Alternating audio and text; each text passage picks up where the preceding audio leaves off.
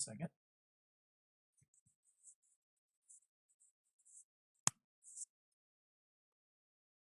There we go. All right. Figure I have a little free time this afternoon. It'd be nice to get a little further in Disco Elysium. So, thought I'd do a little more streaming today.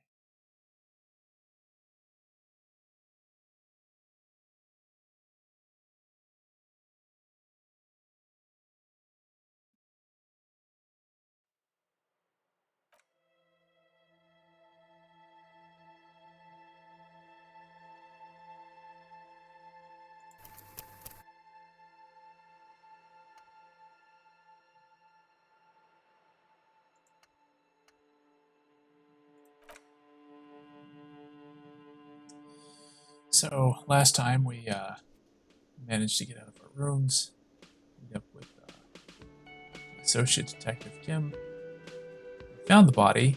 We were not able to inspect it because of its gruesome nature. And also, the big debt that we owe the hostel. And yeah, let's see. Actually, we've got a. What is it? Oh, yeah. This we'll have to keep on later. This will have to be done after the initial inspection. It's going to be done at the end of the day. Yeah, that's the thing we want to try again. I think we might be able to do it this time. Now that we've completed our volumetric shit compression. Badge. We'll do that afterwards. We'll also have to figure out how to get additional funds. Yeah. This one we might have to come back to. Also ask the kid. Although I kind of dread that conversation. Would you also do that?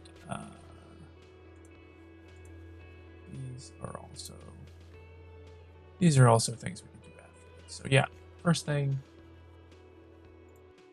I think I can actually, yeah, I've got enough to level up. So I believe endurance was the thing that, oh here, I'll go out and check.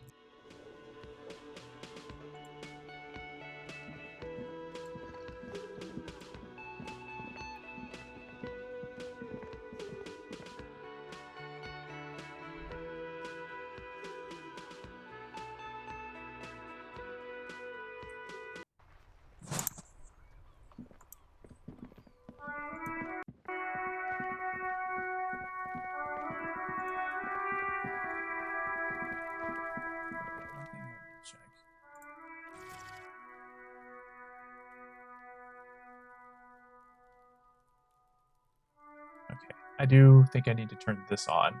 I thought this had to do with more with people who use webcams and stuff, but yeah, I remembered I wanted to double check on that. So yeah, I'll go ahead and turn that on. Just in case. Hopefully haven't already had one of those, but I don't think so.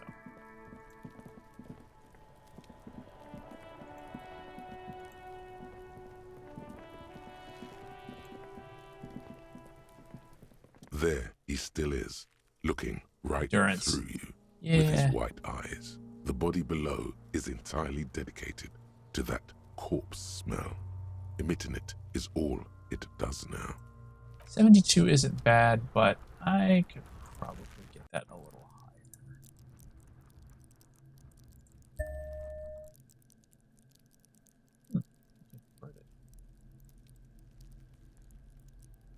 Well, anyways, that should be good. Now, hopefully that will be a little bit better. Or wait, that actually. Okay, yeah, that would. Now. There he still is, 83. looking right through you with his white eyes. The body below is entirely dedicated to that corpse smell. Emitting it is all it does now. Alright, so let's pass this check so that maybe Kim can stop spinning. As you breathe in, the odor comes over you. It's a smell of the mind telling you to run, and your stomach to wring itself empty. With your hands at your sides and your eyes squinting, you stand in it. It's a puzzle. What's hanging in front of you is a puzzle of decaying flesh, tattoos, and tendons. They do after 7 days, yes. We are deep in decomposition here. The man before you is naked, but for a pair of underpants and enamel boots. His skin is greenish, marbled with decaying veins, and blotched by lividity. A fading web of tattoos covers his chest and shoulders. The cargo belt used to fasten him to the branch above appears industrial in strength. Well, time to start inspecting. The appears to be ceramic. Its clean white stands in stark contrast to the decaying flesh above the knee. The man wore thick polymer socks, probably for padding. A fine array of interlocking plates covers them.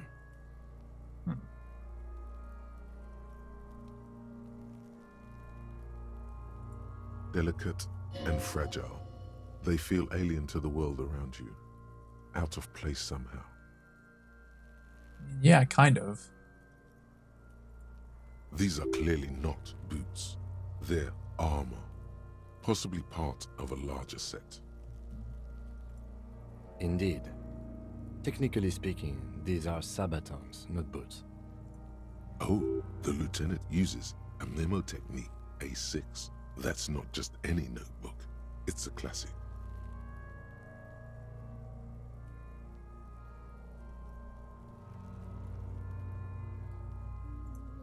It's all you, baby.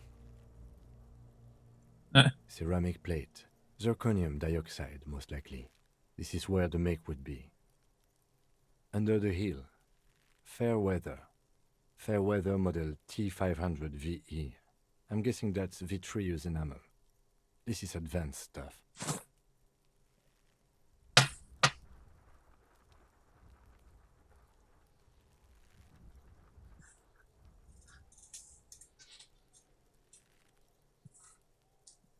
Yeah, I don't know. It's not the first time it's happened.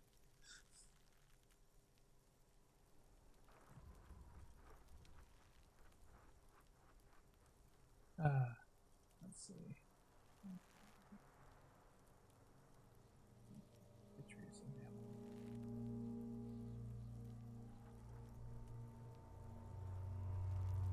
It is. It's expensive.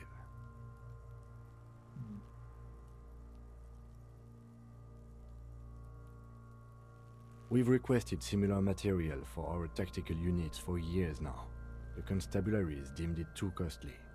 In that time, we've lost 6 men to semi-automatics.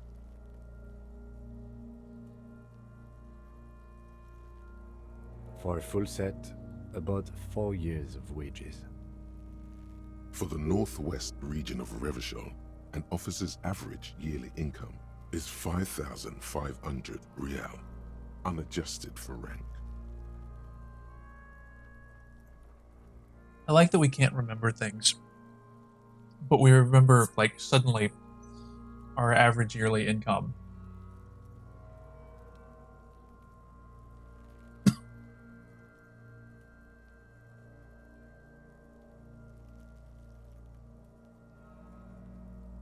Also, he doesn't say, like, he's saying it out loud, apparently.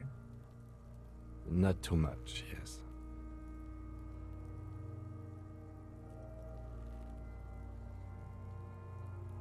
The lieutenant nods, wiping his finger on his sleeve. Piece by piece. He's been out here for 7 days. It would be odd if they didn't.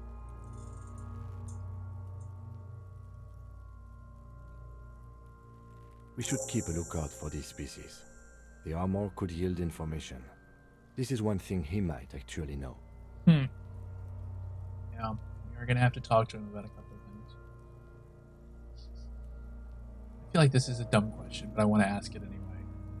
No, I think he had something precious underneath the clothes. They had to remove the jeans and shirts we found to get to it. And this kind of armor is often worn under fabrics. Underneath the clothes. Weird. But that is a good point. They did strip him naked practically. They left his boots on. Nice. That makes sense. No. They usually hang them completely naked for that. Yeah. La puta madre, the Mazda, the Besmerties, and the like. This one still has his underpants. It is weird that they specifically removed almost all of his clothes, but not all of them. Fucking talking about underpants. Clearly, Kuno would like to interject something here, but there's not enough for him to hold on to. Well, he's the dumb kid. Well, say that, but who knows how much he actually knows. That's for us to find out. Mr. Gart implied he was security personnel for the harbor company. This confirms my own assumptions. Just something I scraped together from my station. An area report on Martinez. I'm sure you did the same.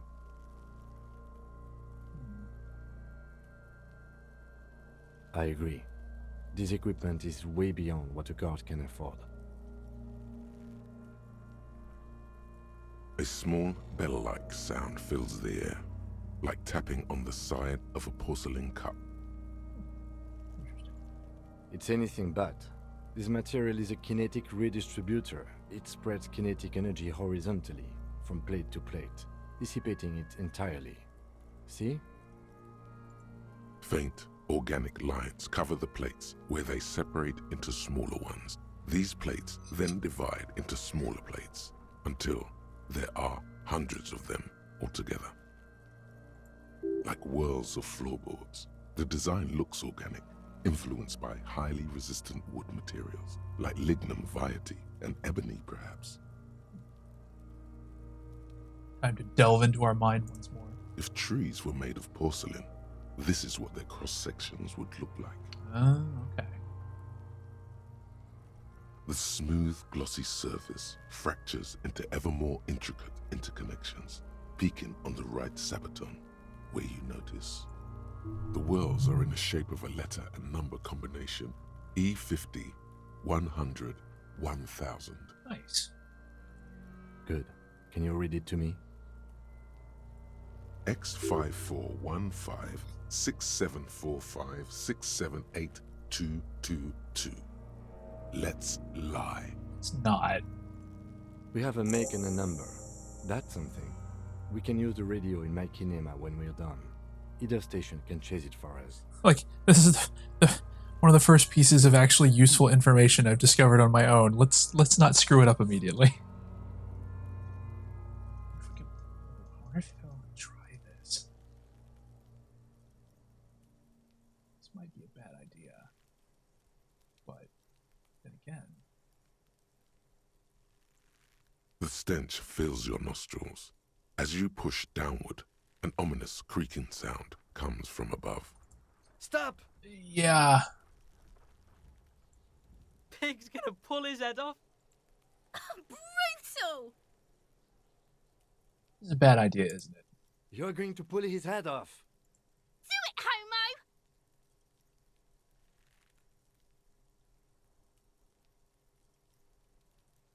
I don't like any of these answers.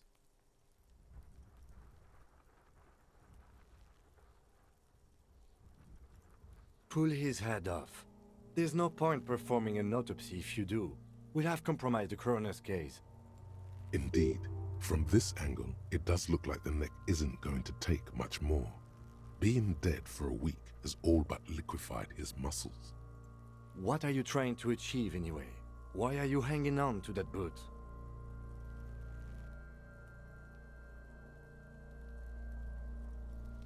Yeah, I thought maybe there might be something. I don't know. How many clues do you need? You already found a number. Besides, there's no way you're getting them off. All the organic matter in his body has been flowing down into the boots. They are fused to his feet now. Why do you think the locals haven't scavenged them yet? That's a good point. You're sure there's a way to peel them off, but first the body needs to be down. And second, it would probably be better if the lieutenant wasn't around. Also, if all the organic matter in his body has been flowing down to his boots, I'm not sure I want to remove them now. The anticipation makes you crack your fingers. Feels nice. Nice and cracky. Oh. Wait. I think I was supposed to... Hold on. Whatever. Processing will take care of them. With the situation in the morgue, it will yield nothing. But we must pick our fights. Should we continue?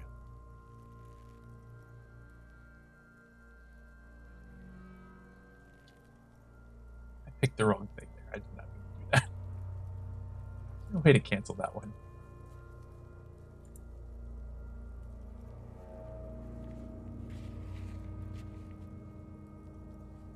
Yeah, I just won't worry about that one.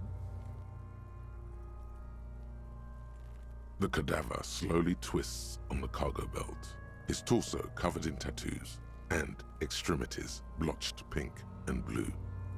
The hangman's knot is pulled tight by the weight of the corpse below.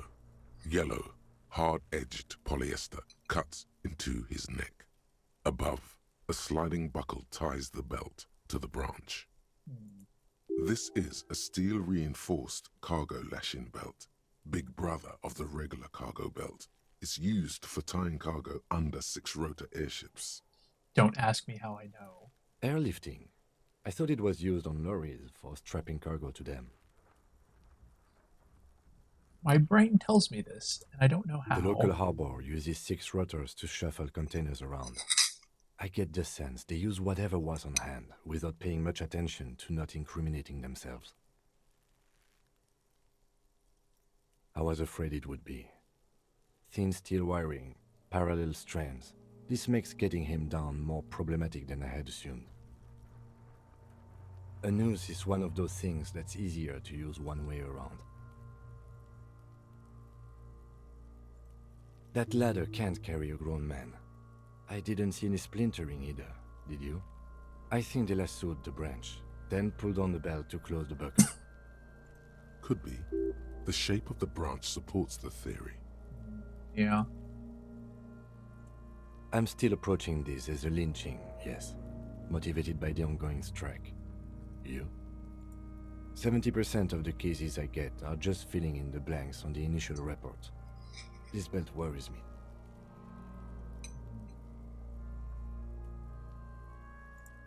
The cadaver hangs from the cargo belt, limbs limp and torso covered in tattoos. An intricate web of blue lines stretches across the torso, from the right shoulder to the solar plexus. Each time they intersect, a small white star is formed in their crossing. Hundreds of fading asterisks riddle his skin.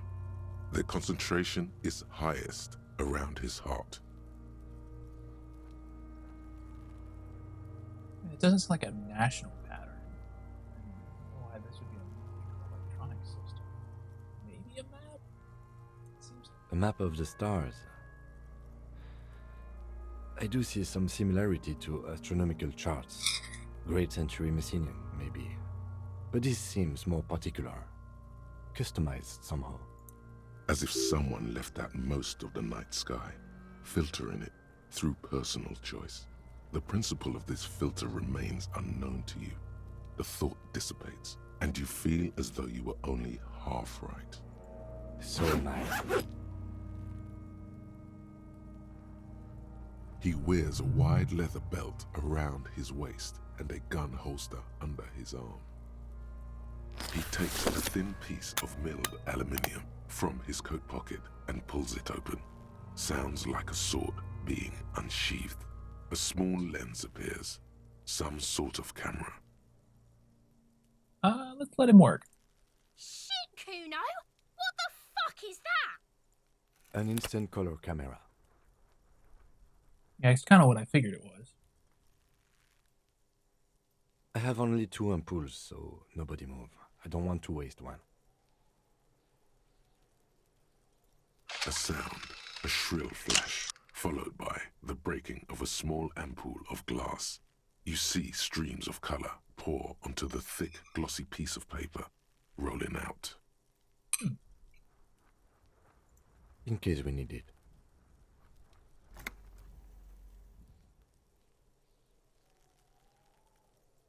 Yes, it is pretty cool, isn't it? There is only one ampoule left. Use it wisely. Okay, good to keep in mind. It contains insight to the victim's person. By his build, I'd say this was a man of physical violence. The story he wanted his body to tell was important to him. It is his letter, to us. Someone should decipher it. We'll need to show it around.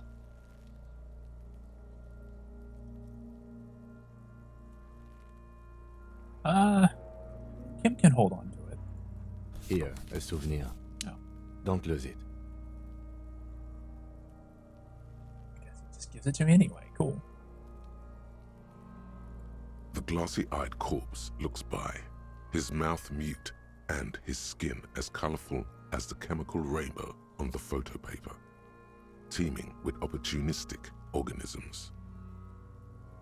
I do really like the descriptions in this game. His eyes Very are colorful. milky white and blind to the world, protruding comically from their sockets. There is no one home, just subaquatic terrors there. Dark brown hair grows on his head. His face is ready to explode from the organic processes inside. The death's head grin has passed. What remains is an unrecognizable mess. I don't think I need to do this. So if I fail, whatever. The corpse is dead silent. You have no idea why you just said that. Who is he? He is male, 40 to 50, with an athletic build. The corpse looks right through you as you distance yourself from its stench, eyes like a shark. Are you sure we finished the preliminary examination of the cadaver? We might miss some of these things once he's done. The cadaver slowly twists on the cargo belt, his torso covered in tattoos and extremities blotched pink and blue. As you narrow your eyes, the monster before you blurs into a violent mess of green and pink. This is a trick. You've done it before. Pink is where the blood settled in the first hours post-mortem. You can use it to see if the corpse has been tampered with. Does his position at the time of death match the discoloration? Okay. Only the lower extremities are pink with a dash of blue. His fatted hands, thighs, and his neck, just above the noose. The rest of the corpse appears dark green in the cold spring air. The cadaver slowly twists on the cargo belt, his torso covered in tattoos. As you narrow your eye, this is a trick. Only the lower extremities are pink with a dash. I see it. His neck too. The lividity goes right up his chin. We have good, well-pronounced discoloration here. The monster comes back into focus, an explosion of color, coursing with dark marbled veins. His stomach appears pregnant with something. Black liquid streams down his thigh and onto his boot. So, what do you think?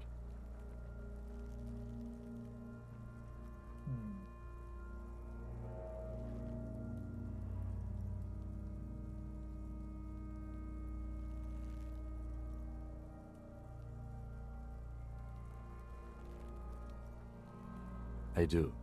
Most of them are post-mortem. Maybe even all of them. The delinquents have made our jobs harder with their little sport. Oh, right. Stop talking in riddles, coin slot. It means you fucked him up good, Kuno.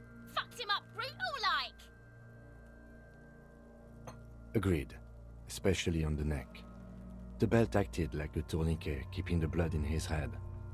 The hypostasis supports her hanging.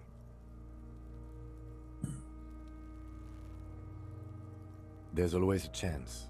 We should check for ligament marks on his neck to see if they're in tune with the belt. We'll have to get him down first. Good point. A pool of blood and feces has eaten into the frozen mud below the man's feet. Purge liquid is dripping into it, drop by drop. The victim appears to have contained no more than half a kilogram of digestion at the time of death. The fuck he's saying? Talking about shit.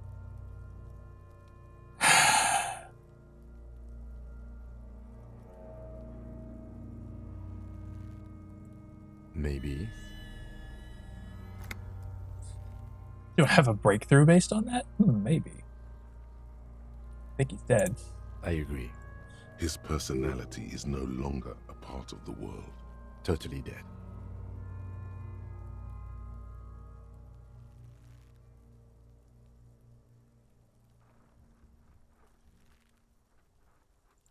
Sure, the corpse looks by, oblivious.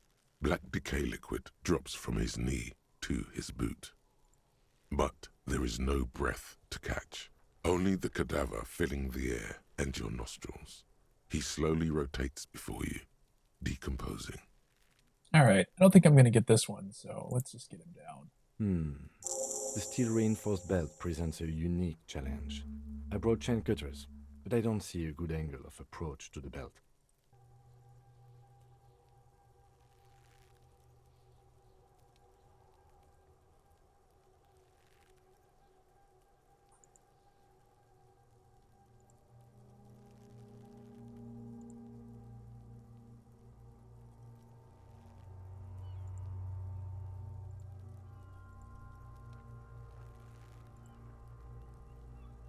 I can't actually access that one right now. He doesn't actually think the challenge is unique. He thinks it's frustrating, annoying, and harder than he thought. The cadaver is a good 1.2 meters up. Neither one of us can reach the belt without assistance. And even if we do, there's the question of cutting the airship strength material.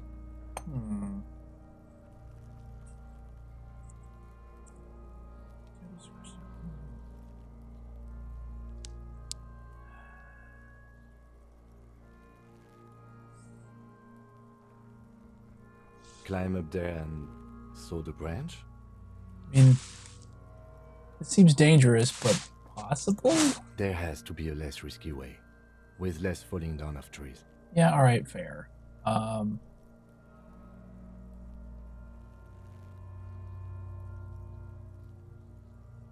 It seems like we need to do it. I don't think there's anybody else. I was really hoping we wouldn't. The Union appeared to be suspect in this Yeah. case. It seems like a dangerous route to go down. I would really prefer if there was another way. These people might have an agenda. Yeah, let's read it. But what other options? The corpse twists on the belt, like chicken on a skewer. I mean, Yeah! Bang bang time, pig! Shoot his head off! How? Where the buckle ties the rope to the branch, that's a good spot to aim.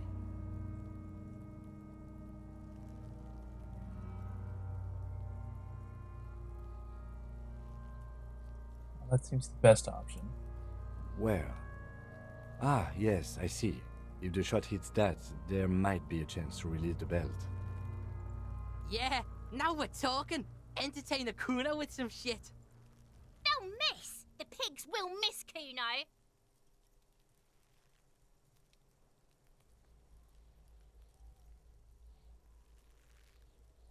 I don't know if I should be doing this.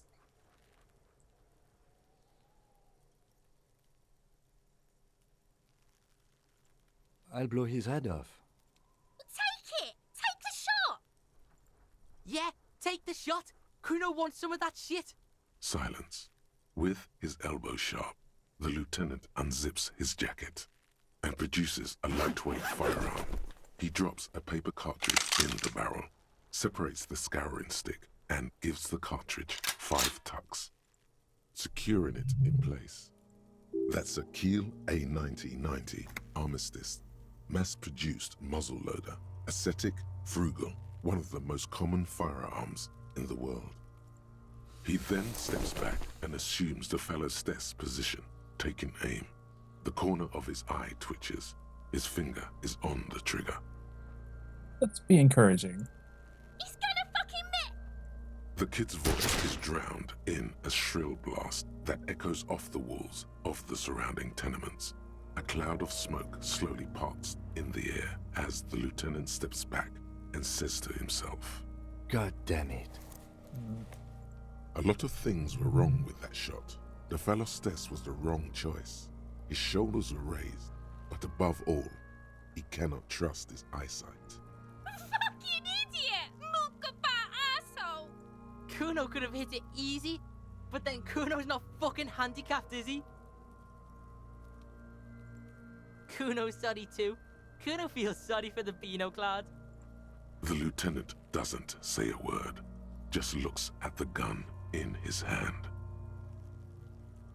I have to say, it's beginning to look unlikely we can get him down without assistance. You know, you don't feel like too bad of a shot yourself. I can give it a shot.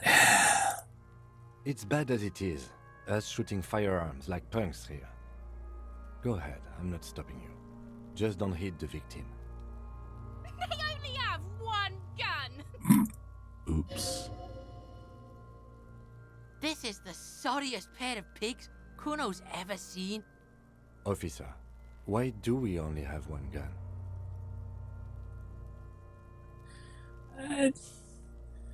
Oh, yeah.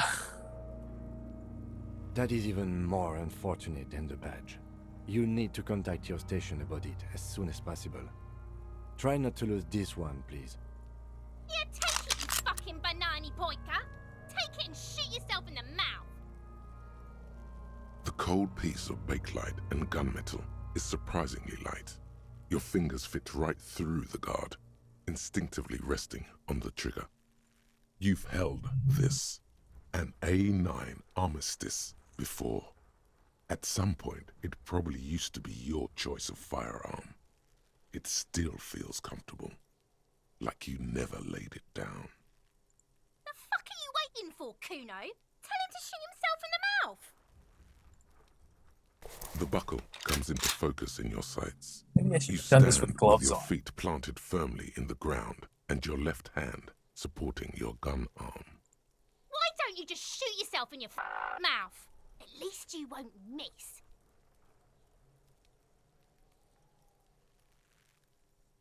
Hmm.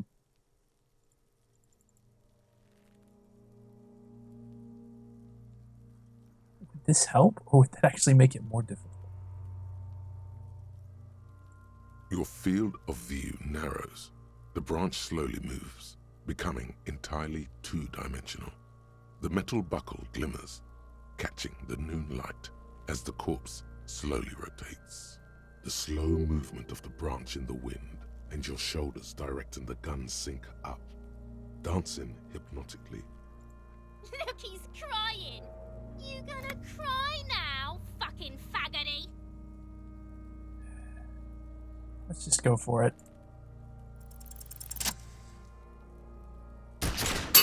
Oh, wow. The buckle explodes into tiny pieces, coming loose with a whir. With your hand numb from the recoil, you look at the body slump down. For a moment, the man appears to kneel in front of you, looking straight at you, helpless, trapped within itself. Communism.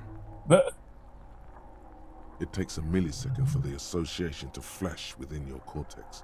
You have no idea where it's coming from, only that it's right. okay.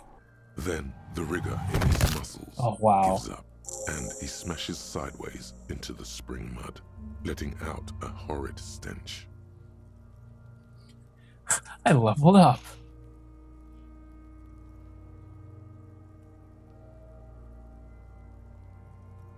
These are all kind of ridiculous.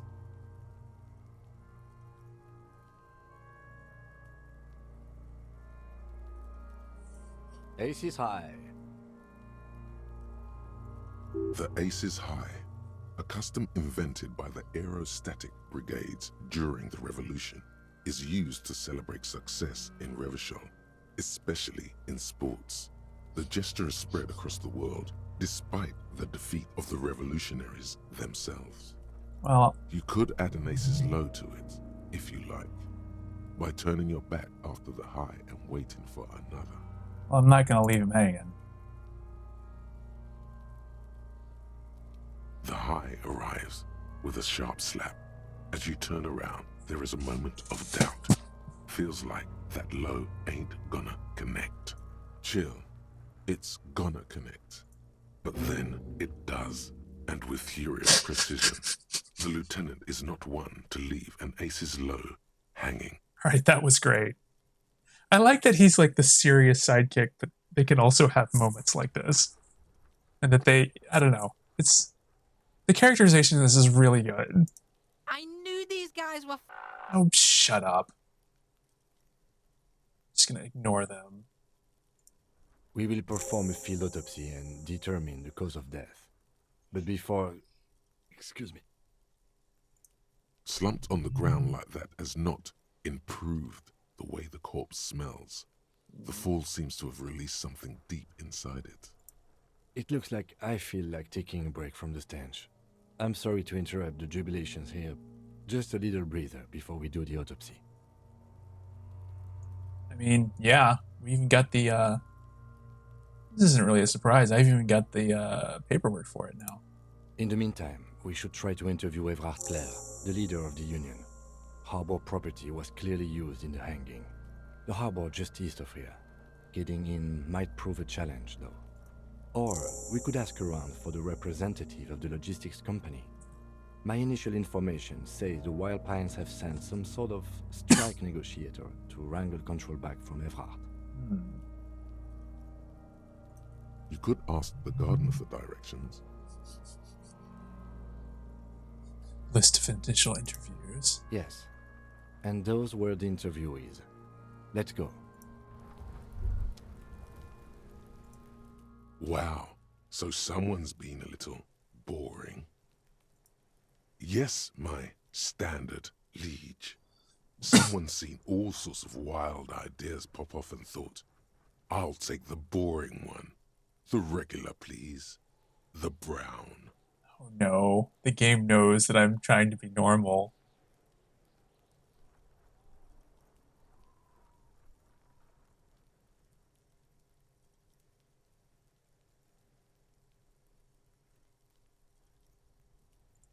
You?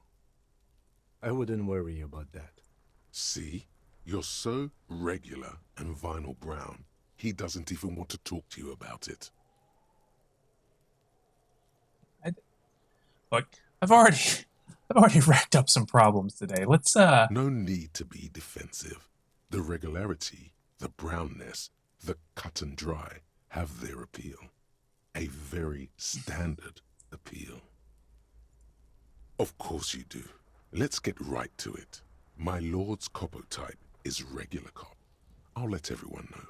I'll send out a telefax. Yes, the type of cop you are, sire. Think of it as a caste, a class even, a nation of regular law officials that you belong to. It comes, of course, with the usual benefits. Let's not commit to that. Good, good. Of course. To outright declare yourself something does seem a bit too interesting now, doesn't it? I won't trouble you any further. All right, drama. Guillaume Lemillion. Bad news. Guillaume Lemillion did not become a cop. In 1938, he went on a tour to the Sinyao province in Safre, where he died of autoerotic asphyxiation. His body was found hanging from a decorative dragon tree in his junior suite amid drug paraphernalia, unwholesome objects, and the Sylvia Trainer single, Wonderland, skipping in the background. And yes, you can take this as a metaphor for Revachol in the 30s. And also, as a warning. Well then, okay.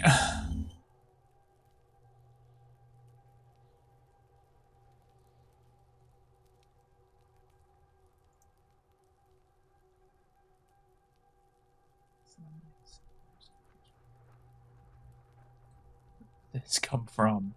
This is low. I mean, that was just a high 5 and a 5. What is this?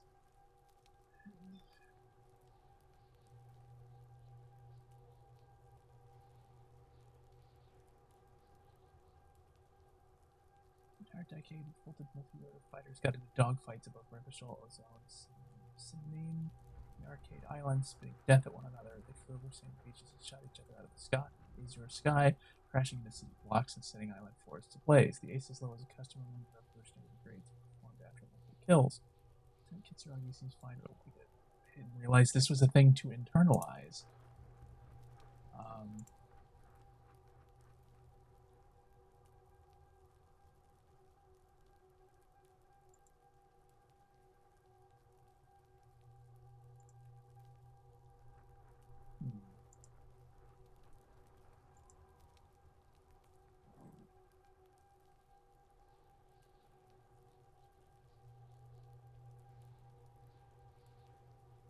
Yeah, why not? I'm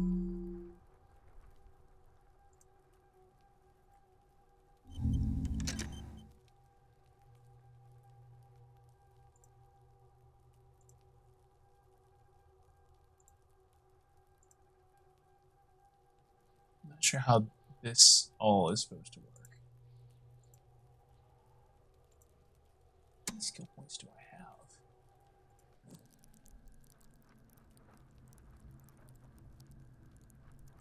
I guess I've got an extra one, but hang on to it for now. Still got these tools. Shady. Unlock containers. Unlock containers. There's the photo. An intricate web of blue lines stretches across the torso of the hanged man, from the right shoulder to the solar plexus. Each time the lines, it still kind of looks like a map of the stars in the night sky. But something's not right. For you to discover, you've gotten as far as you will without assistance. Someone who knows about history could tell you. Okay. Gone.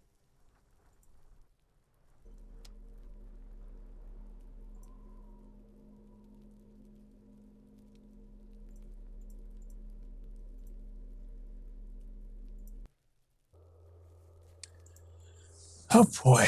So, I guess the next thing is going to be asking Kuno several things. And then probably go use the shortwave to call in a bunch of things. And then from there, we'll probably go around and, yeah. Got the body down. Alright.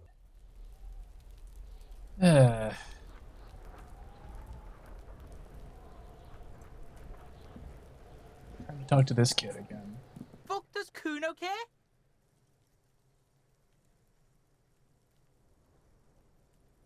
Yeah? The kingdom of Kuno? The fuck do you want with it? Yeah, Kuno doesn't know shit about that. That shit is beneath Kuno. Listen!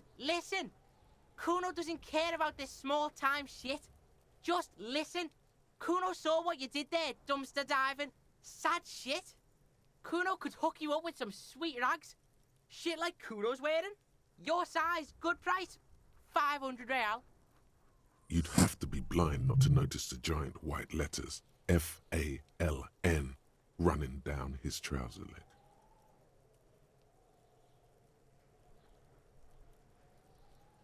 Look, Kuno ain't seen shit lying around, except for that there. Now you want performance gear or knock it? The lieutenant remains silent, but his expression couldn't say, "I told you so," any louder. Whatever. Kuno was trying to help you, but you're too fat for fouling anyway, pig.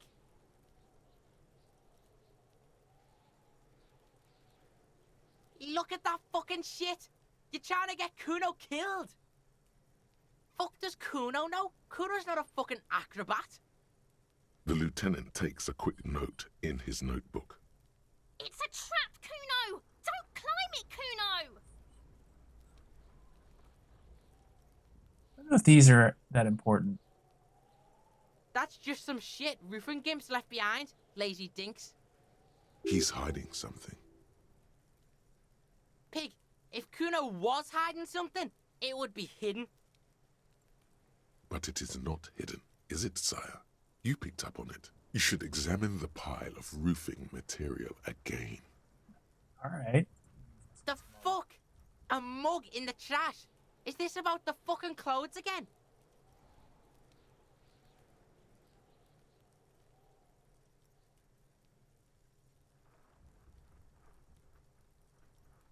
Yeah, back out of this shit with Kuno. I feel like that's not going to get us anywhere. Back out and take your fat ass with you. Yeah, whatever. Kuno doesn't give a shit. The fuck about it?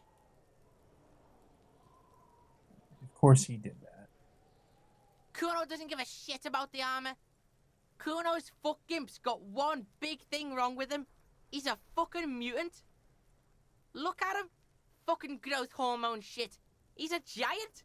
The armor's too big for any man. Wait a minute. How does he know that? Kuno doesn't give a shit about that freak armor. Kuno threw that shit away. Kuno tried to get the helmet on. It was too big. Kuno kicked that shit in the sea, rugby style. That shit means nothing to Kuno. Yeah, that shit means nothing to Kuno. Kuno doesn't give a shit about material shit. Kuno's a fucking monk. You wanna fuck on someone about that armor? Go fuck the mustached union fuck. The jolly troubadour shit at the gate. What? Yeah, cock and boot. You know that jolly union cow fucker? Came around talking about cows or some shit? Came around pretending like he cares about cows? Okay. So, yeah, he's the one you want to talk to. He's fucking crazy about that armor shit. Coming here pretending like he likes cows. Trying to catch a peep at Kuno's armor. Go to the gate. Ask him yourself. Curious, my liege. Why did Kuno feed you this information? Yeah, Kuno's doing charity today. Kuno Day. Kuno feels sorry for you two loser pigs. Kuno's doing pity now. Still, seems suspicious. He may have it in for that guy. Or you may be paranoid. That is also a possibility, sire. I feel like this is going to be a dead end, but just in case. What are you talking about? What is this contusion shit? He says you're stupid, Kuno. They want to make you stupid again. Oh, did Kuno make your shit sniffing harder? Obstruction of shit sniffing? This is Kuno's kingdom. Kuno fucking rules here. You hear the lieutenant hum. Yeah. Didn't get anything You're out of that. testing Kuno's patience here. Whatever. Get lost. Kuno doesn't fucking care. Right, I think that's everything that I could have gotten out of talking to this kid.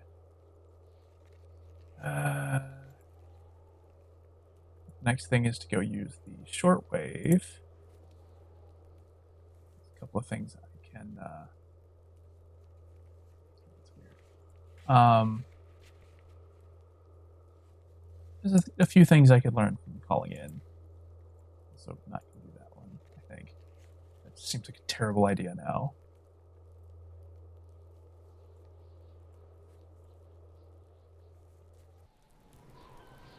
Go check out this thing again, though, since he said it was an idea.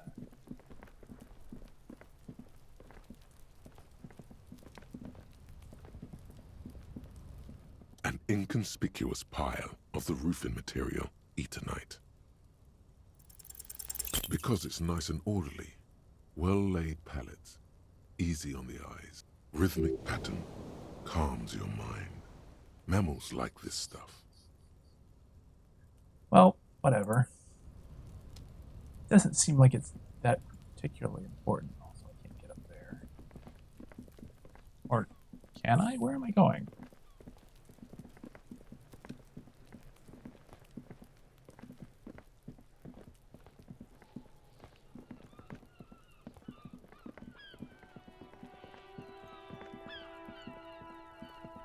Oh, I see. I can hold down to move faster. Cool.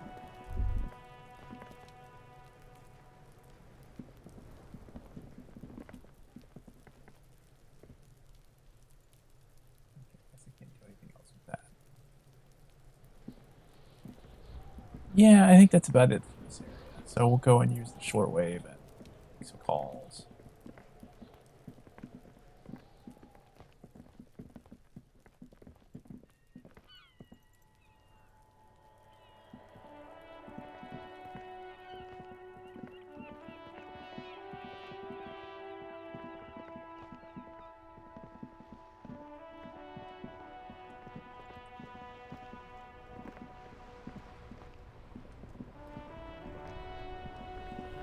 Inside, you see a set of steering levers, a radio microphone, a pull-out toolbox, and the soft glow of the fuel preheater gauge.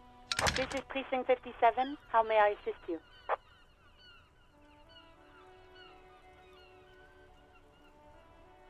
All right, let's go ahead and do this one because Of course. What is the number, officer? yeah. Yes, hold on. Her number is 005 1944 298. Received. Hold on, officer.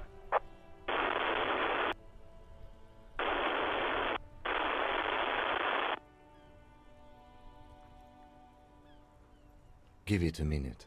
She might be busy at the moment. Takes a bit to get to the phone. I don't know. You could do something to pass the time. Officer, I have Sylvie Malaika on the line for you. Yes, hello?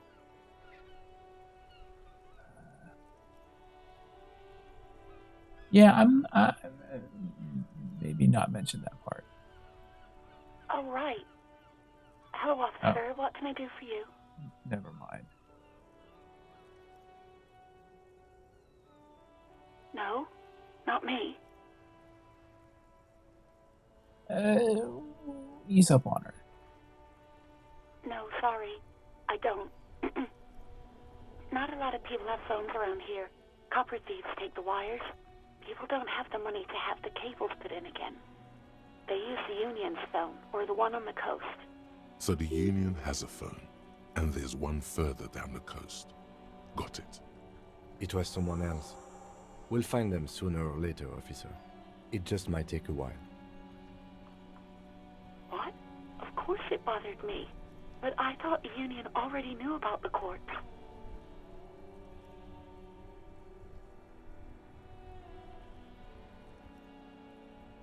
No one calls the police. The Union would get angry. You know, what the Union says goes.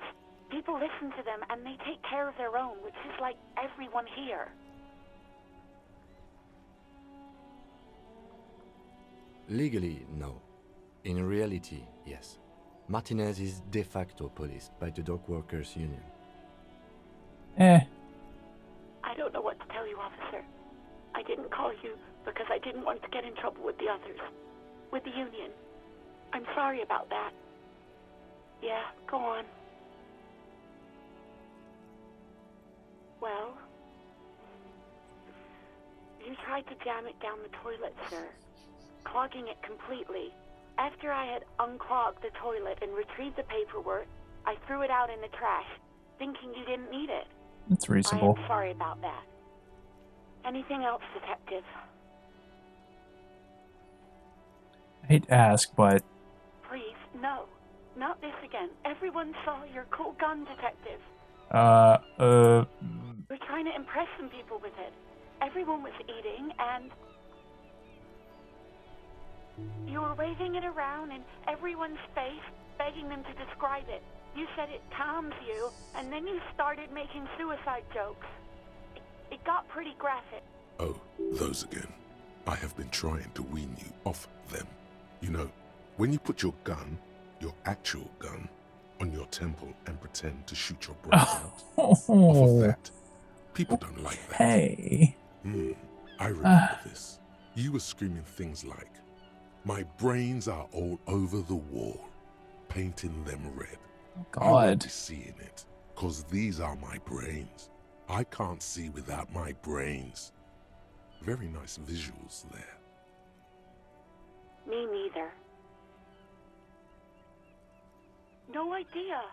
All I know is next you were waving around money instead, saying things like big bucks cannot lie and guns can't buy money, but money can always buy guns. It almost looked like you pawned it. But believe me, I did not ask. Oh boy. You mean why did I leave the bar? Honestly, I'm not really comfortable discussing it with you, sir. I've created Why a not? terrible situation here.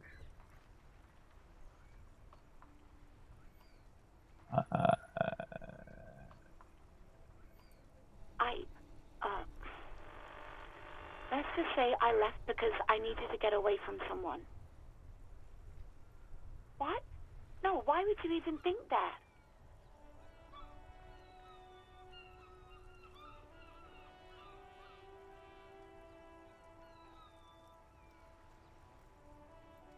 Please, don't bring Gar into this. It's none of your business. God, why can't you just mind your own business? She mutters. I already said I don't want to talk about this. You're messing everything up again. Okay, maybe that was not the right thing to say. Well. You mean why did I leave? Why not?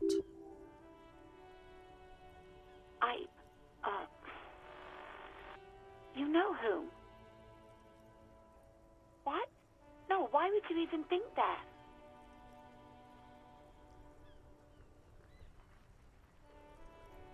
Please, don't. God, what? I already said I don't want to talk about this. You're messing everything up.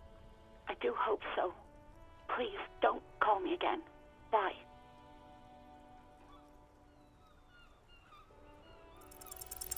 No, she doesn't have a problem with you. It must be someone else she's angry about. Some other guy. Like Gart.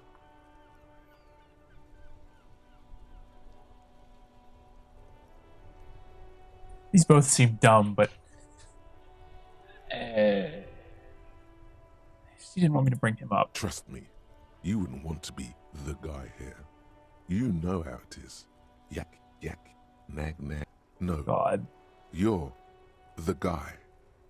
You're Lieutenant Love, matchmaker extraordinaire. Help the poor girl out, lest she turns into a spinster. What misogyny? I'm just telling things the way they are. Can't a man be honest in his own head anymore? You have to act, Lieutenant Love. You have to calm that hysteric down. Tell it you've got everything under control. Then go and have a little boys' talk with God himself.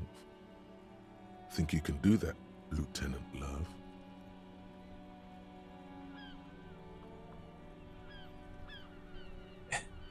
Hey, I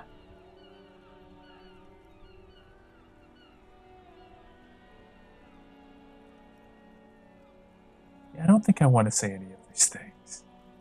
You're just a gimp. What? You want to be more empathetic? Call was terminated by the other party. Anything else, officer?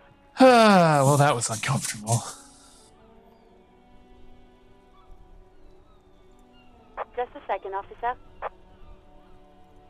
10-2, 10-5. This is 41st. Come in. Over. The man uses relay code. You got this. You're a cop, and cops know relay code. 10-4, message received. 10-5, relay message. What's your status? Over. 10-18, state your message, sir. 10-9, over. 10-4, message received. This is a very serious situation. I need to 10-22 the captain. Over. Is it him? What does he want? Says he lost his badge and needs to report it. He what? He lost his badge? This is Communication Officer Jules Pidieu, sir. Over. You mean your partner? Over. What is he saying? He's asking who you are. I'm his goddamn partner. It's your partner, Satellite Officer Vitmar, sir. Over. Did he lose his memory along with his fucking badge? This may have been a mistake. Oh god. Dick fucking Mullen. Who do you think? It's Officer Dick Mullen from the bestseller Dick Mullen and the Lost Identity. Dick Mullen is not your name. It's the name of a fictional detective who would not lose his badge. Damn it, all of that, I didn't even learn what my name was. Defend yourself. Immediately. They're laughing at you. 10-4, I hear you, officer. I'm just going to make a note here that you are in pursuit of your misplaced badge. Over. Fuck me. Mac, come here. You've got to hear this. Dick Mullen lost his badge. What's going on? Oh god. Super Cop here lost his badge. He lost his what now? His badge. He lost his goddamn fucking badge. 10-9, come again. I didn't get that. Over. New heights even for Captain Sober. Ask him. Ask him if he's lost his gun too. Sergeant Orson wants to know if you lost your gun too. Oh, fuck.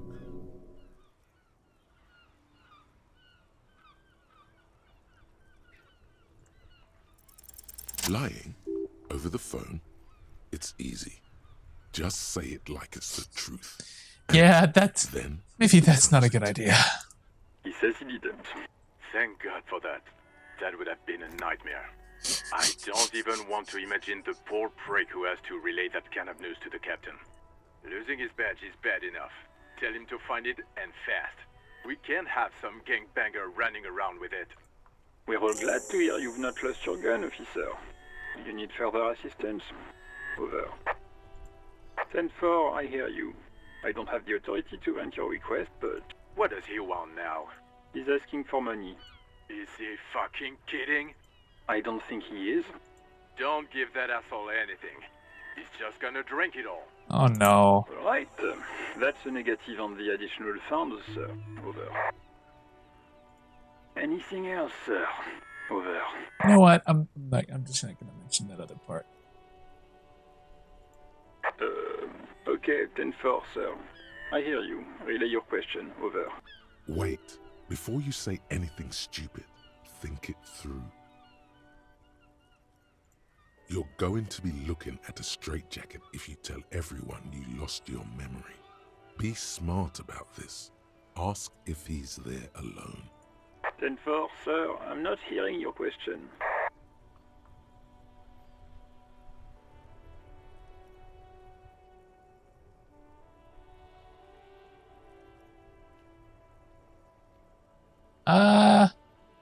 Yeah, this one.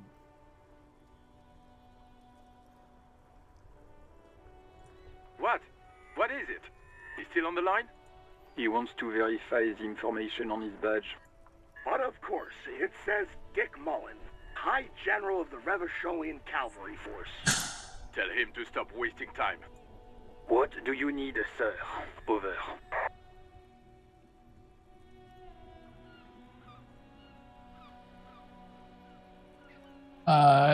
Maybe? 10. Excuse me, sir? No, sir, I haven't.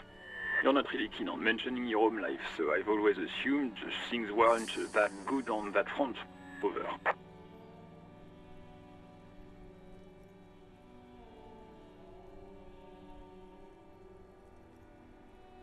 You know what? Understood, sir. Let's just wrap this up. Roger that. 10-10. Over and out. I feel like there's no way this is going to proceed without something horrible happening to me.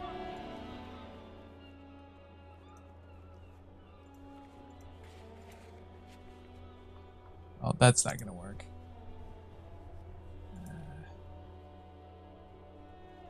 Right.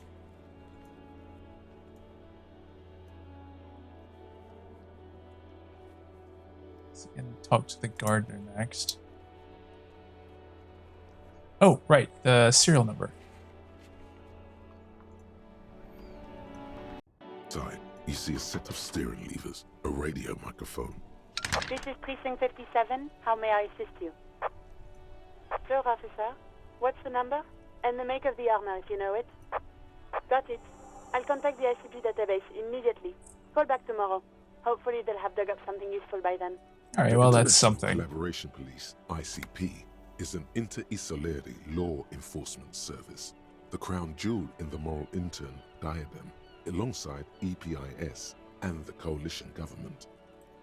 57's over and out. In the cabin, you see a...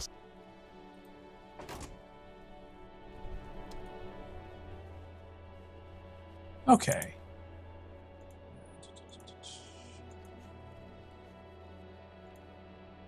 So, these two...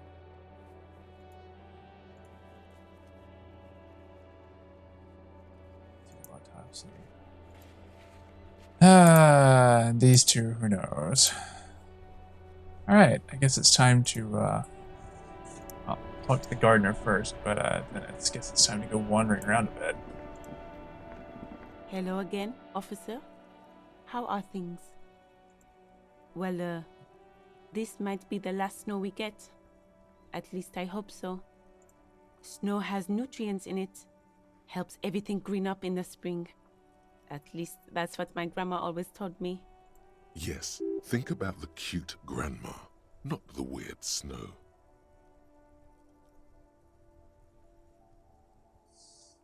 Sure, what could go wrong? Stop looking at her. Look around. What do you see? That's right. And the canal, the bookstore, the harbor gates.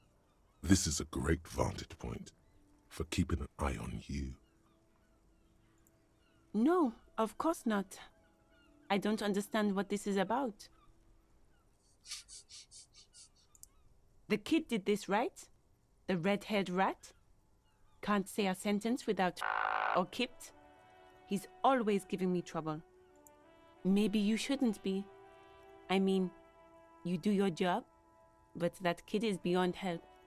And he certainly won't help you. You've been resting here for quite a while, haven't you? Yes, I'm tired. I understand. The RCM isn't welcome here, and the locals want to keep an eye on us.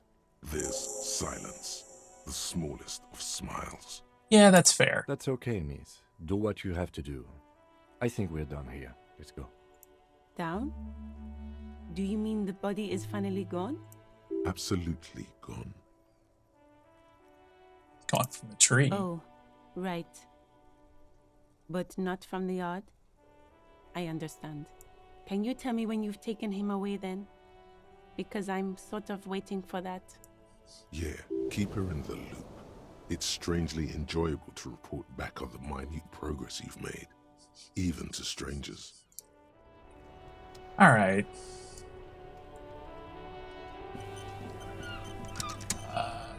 Here's someone. I am a gander and a hunter and a gatherer. Feel like a traveler. A simple little cadence. He seems to be making it up as he goes. From another planet. Hey there. It's the jam, my man. The air from the east is thick with the smell of crude oils, heavy metals and other byproducts of the modern era. You could almost taste it. It's a traffic jam for the ages. Harbor gates up the street are shut tight, no explanation given. Workers on strike, scabs agitating, an all-around clusterfuck.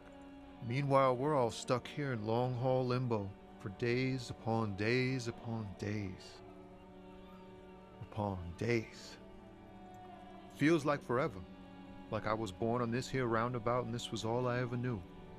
Just me and the metal and the tires, the oil and the fumes of mazout. Mazout is an antiquated term for heavy fuel oils. This man has a barely suppressed performative streak, or he just likes unusual words. Or both. Yeah, imagine.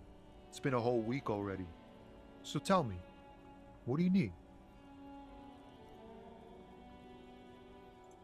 It's like whatever's going on over at the docks. Workers got a blockade set up, making demands, no way in or out. Going on strike would probably help you dodge a bullet or two. Some pretty wild stuff, I hear. Like a giant new power crane in half the company?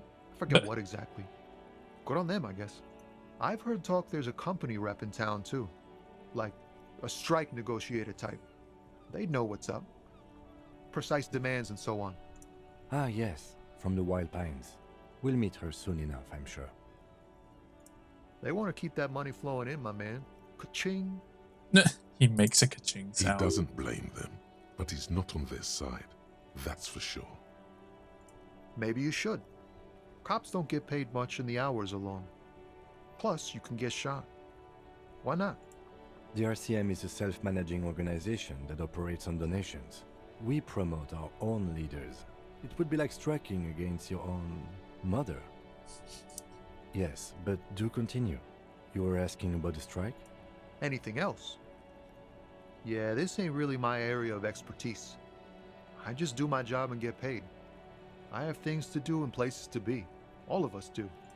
Us lorry drivers. Camionneurs. If you still hang around here waiting for this mess to end, most have scurried off somewhere to get drunk or high. Or laid. Not that I blame them, really. Not my thing. Chasing transient pleasures is a drag these days. I prefer the examined life now. Thinking, reflecting, observing. He tries his best to look nonchalant, but there's a rigidity in him, as if trying to conceal something warm and deep beneath a cool exterior. Well, that's not happening. Oh, high-grade narcotics, illegal firearms, what? Stuff like that. Relax. He's merely joking. Can't even get a few jokes past you, my man. I've got another haul of found cargo. Mostly sporting goods, tracksuits, and that kind of thing. Oh, like what they the kids usually wearing. get shipped to Grodd in the Occident.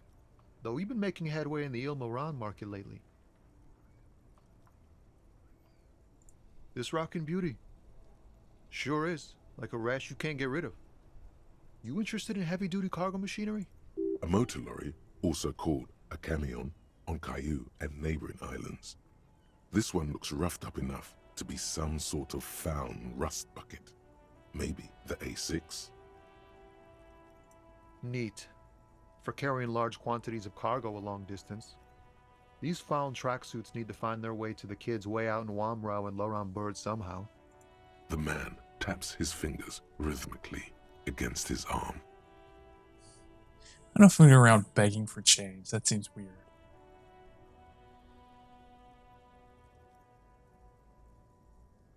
He ain't one of us drivers. I know that. All accounted for. Otherwise, I haven't really asked about that. Been wasting time right here. Keep him busy. It's easy to see he's telling the truth. He's kept his nose out of the dark stuff. The man taps his fingers rhythmically against his arm. Huh? Oh. No, I ain't got any money.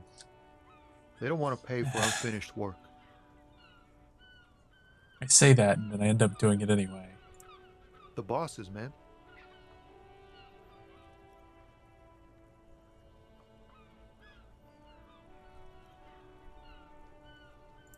Yeah, it sure ain't good for me. Or you. I'd spare a coin or two for a city cop down in his luck. If I had saved 4 myself. Yeah. Oh well. Don't be a stranger.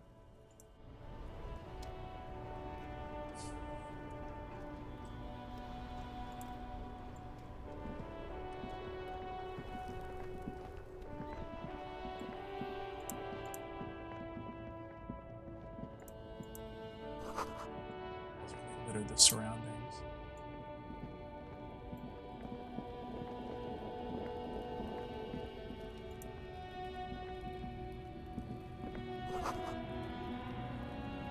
A top 10 list.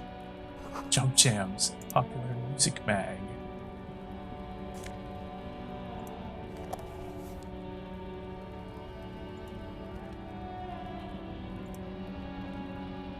Welcome to Rivacol. Okay. That says something when your initial introduction to someone and their name is just racist lorry driver.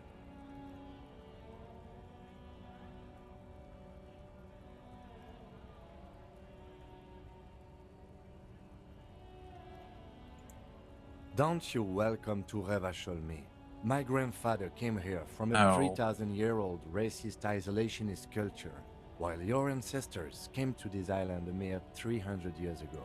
Every school of thought and government has failed in the city, but I love it nonetheless. It belongs to me as much as it belongs to you. It's men like you who keep Revachol divided, making it that much harder for everyone to climb out of this post-war limbo.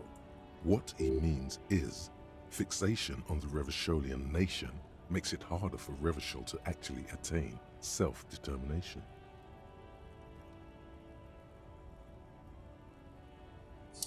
Oh, come on, man. I just said, welcome to Revachol. It's a lorry driver thing. I know exactly what you meant. You think my kind doesn't belong here, that I should watch myself and behave. But you see, I'm an officer of the RCM. It's actually my job to make sure you behave. I would advise you to remember that. Silence. The air between them becomes tense. Your partner needs backup. Now's your moment to shine. You two make a cute couple. You know that? The lieutenant exhales and resumes his regular calmness. Whatever you say, officers. He smells of heavy motor oils, and his breath of high tar content cigarettes, probably Astra Whites. You know, I wasn't going to do much with the mug, but this seems appropriate. Oh man, that's great. Look at that guy go. I haven't seen anything that funny in a while. God damn. Thanks for that, but no, it's not mine. He doesn't live in Martinez. Alright, I thought maybe I could get rid of it. Maybe that was his. And he'd be like, alright, whatever. You two go have fun with your mug. It's about biological determinism, natural law, the sorting of the races. Oh. Not the most popular topic nowadays, with a coalition in charge and all. You might want to change the topic. That is, bury your head under the sand like common sheep. I'm not just racist. Look, I've read books, huh? The science of racial theory has all been proved, even if some people don't want to accept it. People who've studied these things say that you and me are superior by design. So, naturally, we Occidentals should be in charge. Obviously, you can see the merits in that. Yeah, let's skip past this.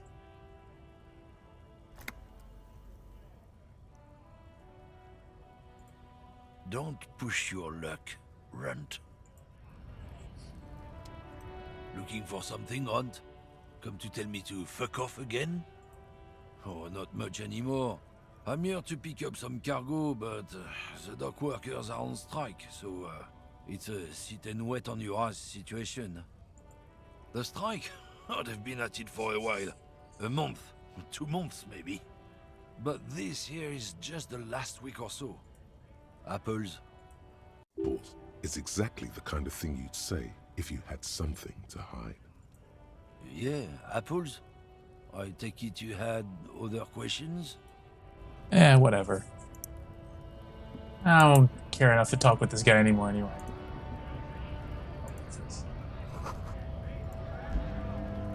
Oh, it does have 3 T's.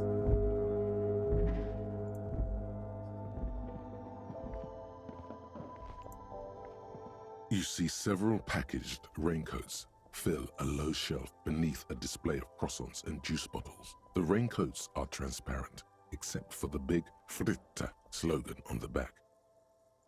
The packages are small, discreet, sloppily stacked, making them easier to take unnoticed. No need to worry about knocking over a display. What is what? It's a raincoat. If you want to buy one, then it's only 4 real. Her attention is drawn to the raincoats. Stealing one undetected will now be more difficult. I actually want a raincoat. The tear machine stands in the corner. A sign says, 1 bottle equals 10 cents. Oh, that's the tear machine. It's a machine for tear. You know, you find tear outside, like bottles or whatever, and put it in the machine, then it gives you money. You need a bag, I guess.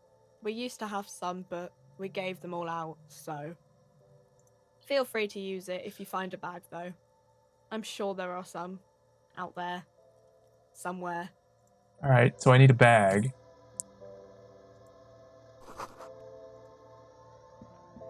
A small cabinet on the wall is filled with various medicine bottles, nasal sprays, and blister packs. They all bear the Saint Baptiste Pharmaceutics logo. Their logo is the bloodless rose, pure white, untouched by harm. Just ask me if you need anything from Saint Baptiste. We don't stock prescription meds, but we do have Nosafed, Duramine, Magnesium, and Hypnogamma. I can't get any of those. I don't know. Let's see. Nosafed is a nasal spray. Duramine is a really good painkiller. Magnesium is a dietary supplement. Hypnogamma is... I don't really know what Hypnogamma is. I guess it makes you feel less shit. It's recommended to use after lots of partying, studying, or exercising. Yeah, I think that's enough.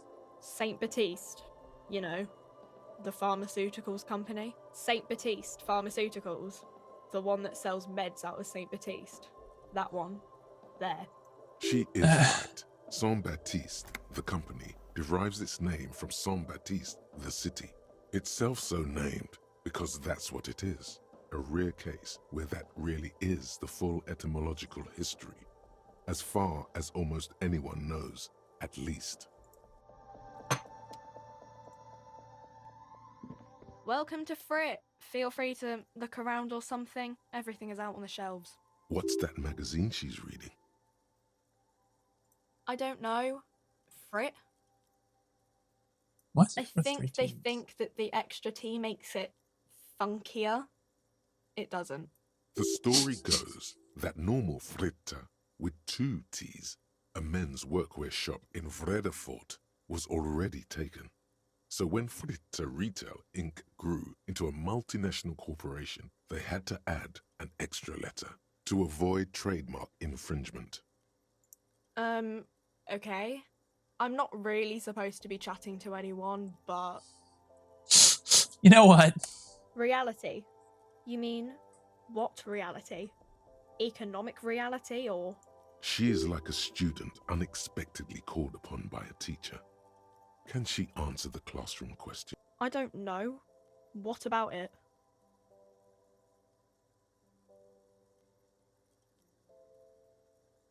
When ordinary people take over the government and, demands democracy. Yeah, it happened like 50 years ago or so. Sorry, I'm not very good at this. At history, I mean.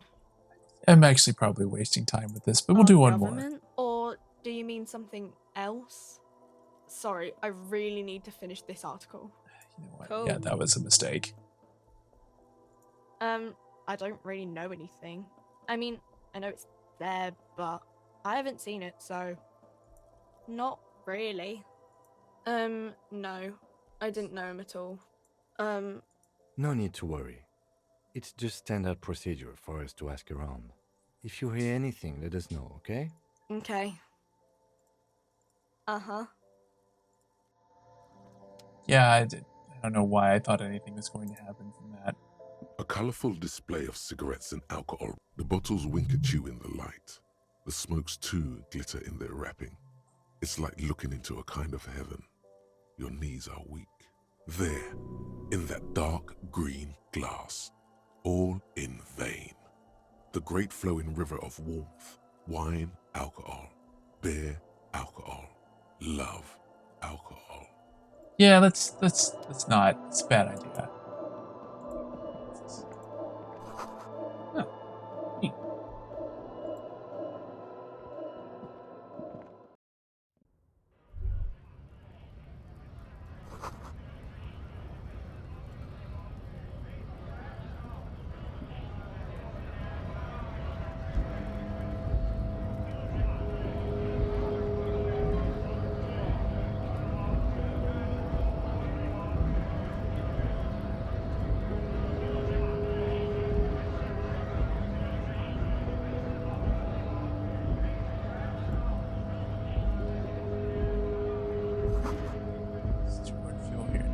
booze.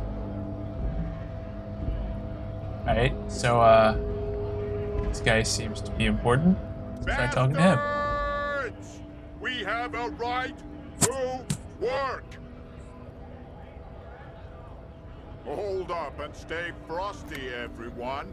Cops are here. You here to fuck with us? Beat the honest worker down. We're here to fight for a cause.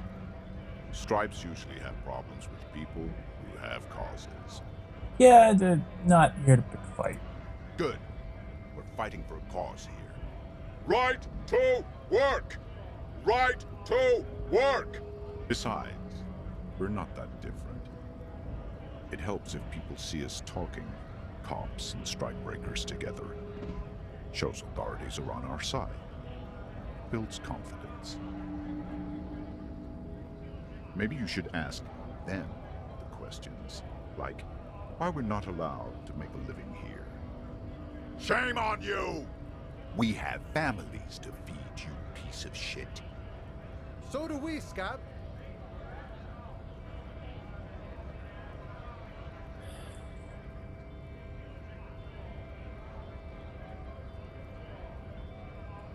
Honest men and women with rights to work, to be useful, not toys for corporate interests. We came here to help the harbor run smoothly in time of crisis. If union fucks don't want work, they ought to let in those who do want work. I have a question. Why do all these men follow your leadership? You think they follow because I'm big and loud? No. They follow the rules of the market, the rules of the economy, because they were given a job to do! Alright.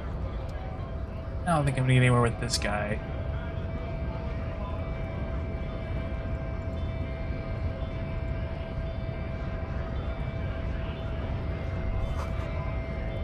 Let's disagree.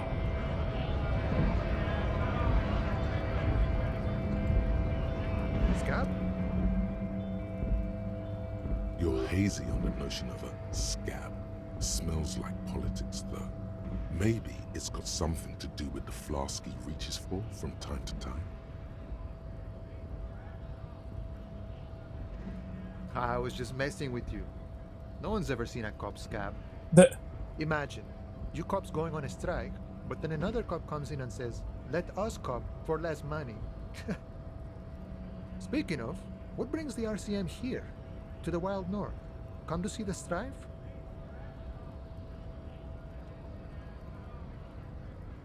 Oh, okay. The little boy had the good on his promise. To get me into trouble. To sick the pigs on me. Pardon the choice of words. Not mine. What happened? I was asked to look into that armor situation. Official union probe, you know. Track it down, see who took it. Did you? At first I thought, why not? Maybe the pieces can feed the strike. Buy us a few more days under the sun, you know? So I went to this boy. He said he'll make me his prison bitch. He's got eyes everywhere, the cops in his pocket, and he's the king of Jamrock. Serves me right for doing menial footwork. I dropped that probe right then and there, and it still got me into trouble. One bad move is all it takes.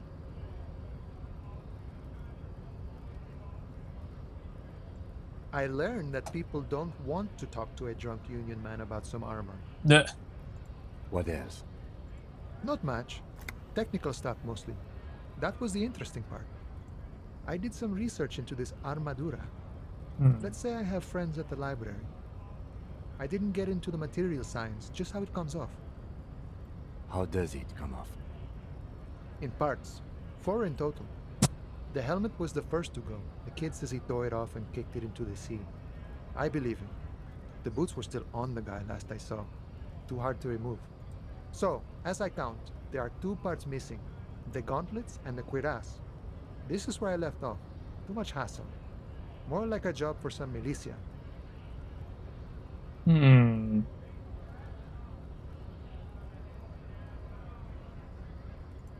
Oh, they're just gone. They don't exist anymore, if they ever did at all. Forget about them. I did.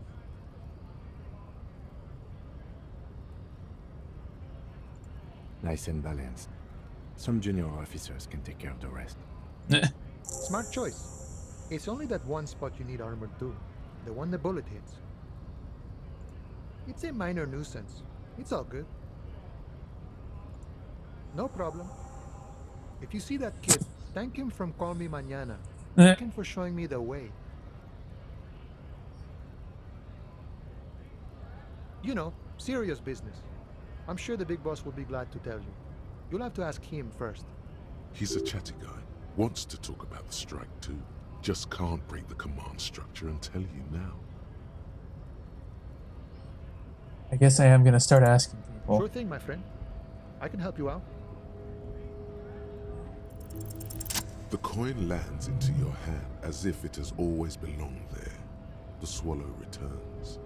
Always glad to help out the RCM. Shame I can't do more. Things are meager at the moment due to... You know, the winter's fat is slowly running out and all. Still better than scabbing though. Nothing to worry about really. The jam's a bit of a mess, cargo can't get in or out. The rationing is a bit stricter is all. Supplies should last the strike though. I'm always glad to help out when possible. Not like these slithering scabs. Well, I do have to speak to your boss. Oh. Good, good. What matters do you want to discuss with Everard? Everard's got a lot of knowledge about a lot of things, eh? Doesn't often dole it out though. But sure, why not? I don't operate in that capacity. I'm not a granter of passage. The passage grants itself. If it's all so simple, why don't the strikebreakers just go up the stairs? Aye. Walk right past Measurehead and go in. Yeah, the 2.5 meter tall Semini Supremus is there. Oh. Walk right past him, then press the button to unlock the door, then go past him again, and you enter the arbor through the office. Está. Don't worry, I'm sure it's not completely impossible. For example, you could best Measurehead in a physical confrontation, or you could convert to a Semini Supremacist worldview. Or, maybe it actually is completely impossible. Not yet, no. He's incredibly strong.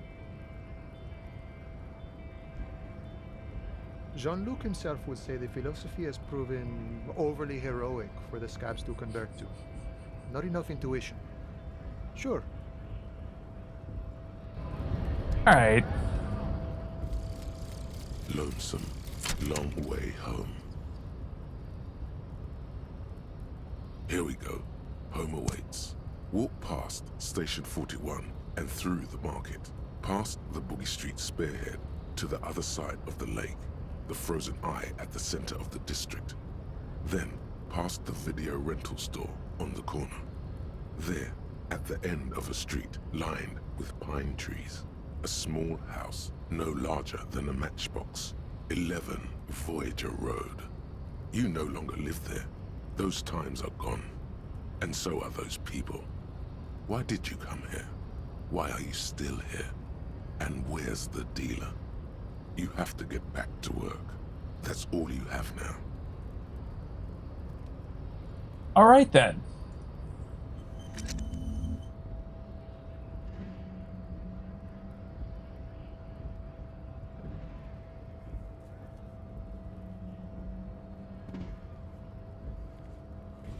Alright, so we go back and talk to Kuno.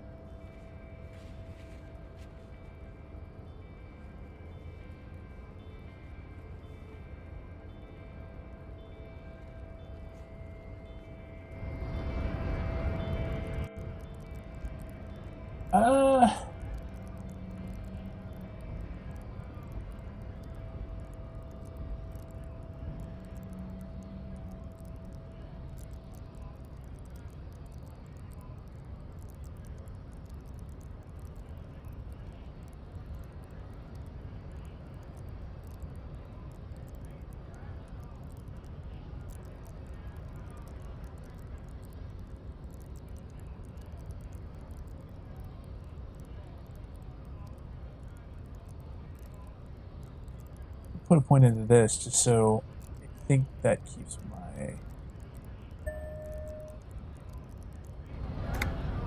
Yeah. So now I'm not just like 1 point of morale. Alright, I don't think this is going to work out very well for me, but...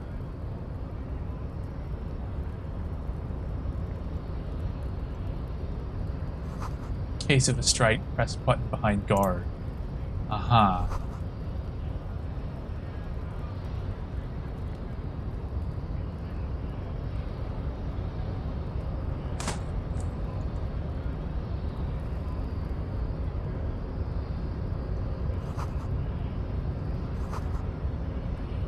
Lock picking or door kicking this one. Okay. Your body betrays your degeneracy. Yeah, Measurehead. His body totally betrays his degeneracy. That is precisely the negligence that has led you to succumb to Al Ghul. You reek of it. An invisible sword of Al Ghul emerges from your throat. You cannot see it, but others can. It is making the woman in my company sick. No, you don't. You need to get another drink. Occidental Haplogroup B4 is done giving orders around here. The influence of the ham sandwich race is waning. Does this remind you of someone? The guy down there? Look at my craniology. I am the pinnacle of my haplogroup. The pink blob is a bad example, even of yours. It saddens me. You were once a noble and powerful race. You gave the world eugenics, electricity, and powerful weapons of war like missiles and aerostatic aircraft. You made great gains in metallurgy, race theory, and statecraft. You dominated lesser cultures, like the deformed Hemians and the inexplicably potato-obsessed Quakers. But now your ascent to the genetic summit has halted. You are obsessed with sadness and with frivolous pop culture. You will be superseded. Isn't that right, babe? It is, baby, yeah. You know it. There is a button right behind him, just out of reach. It must be the one that opens the door to the harbor. Enough with this begging. You should leave the stage of history with dignity by inviting the other races to a great world war. Bring your troops to the Simonine Islands and to Boogie Street, and we will pulverize you. When you are gone, we will build a museum for you. The walls will be lined with bottles of Al Ghul, your beloved beverage. Inside, we will store the odes to homosexuality you call art, and your microcephalic skulls. There may be a peaceful solution to this. You could internalize Measurehead's race theory. He would take you as one of his own. Well, not as such. What you do with the mastery of advanced race theory is up to you. You could reject the findings, sure, or accept them and become an advanced racist. Don't be vulgar. White or not has got little to do with this. The race enigma runs much deeper than that. I don't think this will work, but... Mr. Clare is a man of vision and means. He has the will to confront international capital, which is something your race naivistic communist also. To serve is noble. It takes discipline. Your petulant individualism has only contributed to your race failure. It is lax and moronic. You know what? I don't care about this anymore. The harbor, motionless, the tattoos on his face like a web of stone. I am gonna show him the mug too, though. Does not so much as glance at the object. Stop showing me your pathetic cup. I don't know, man. This seems like you. He had nothing to do with it. That's not gonna work. I'm not gonna do that.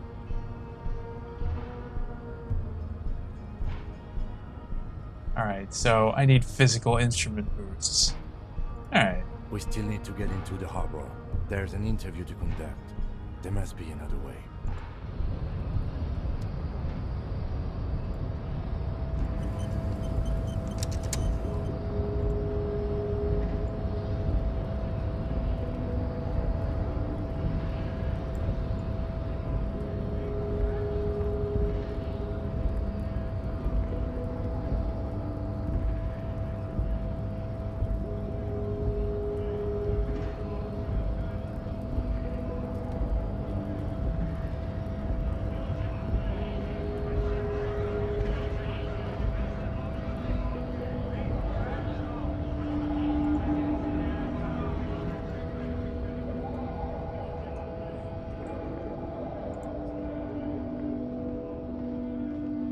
Stuck in the traffic jam.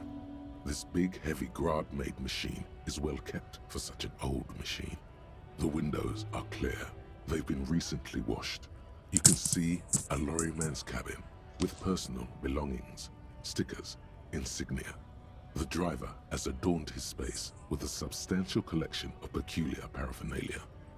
Proclamations about honor, strength, and purity are glued to various panels. A large metal pendant hangs from the rear view mirror. The pendant features a sun crowned with wavy rays. It is the seal of Royalist era Revachol. The back end of the cabin has a small perch to sleep, large ashtrays. There are several suns and wheels sewn into the curtain. A book with ragged edges catches your notice. The front cover features a large muscular man. The title reads, Man from Eamdal, in the lost city of the Pygmies. Racist nationalist paraphernalia. Mm-hmm. Not unusual in this part of town. This is our guy. Likely, yes. This guy's proud of who he is. Drapes it all over his machine. There he is, in front of Rita, smoking nervously, hoping it's over. Meh.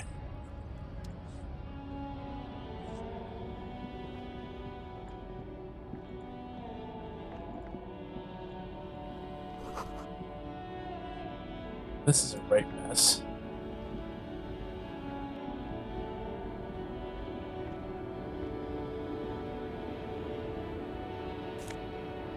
Oh. Found some change. 3 down, 127 to go. The small, wrinkled woman does not greet you. She nods along to something on her radio.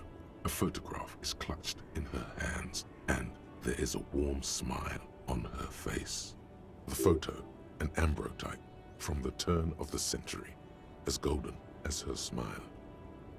No response. Wherever this woman is, your words fail to reach her. No response. Wherever this woman is, your words fail to reach her. Seems like she's kind of off in her own thing.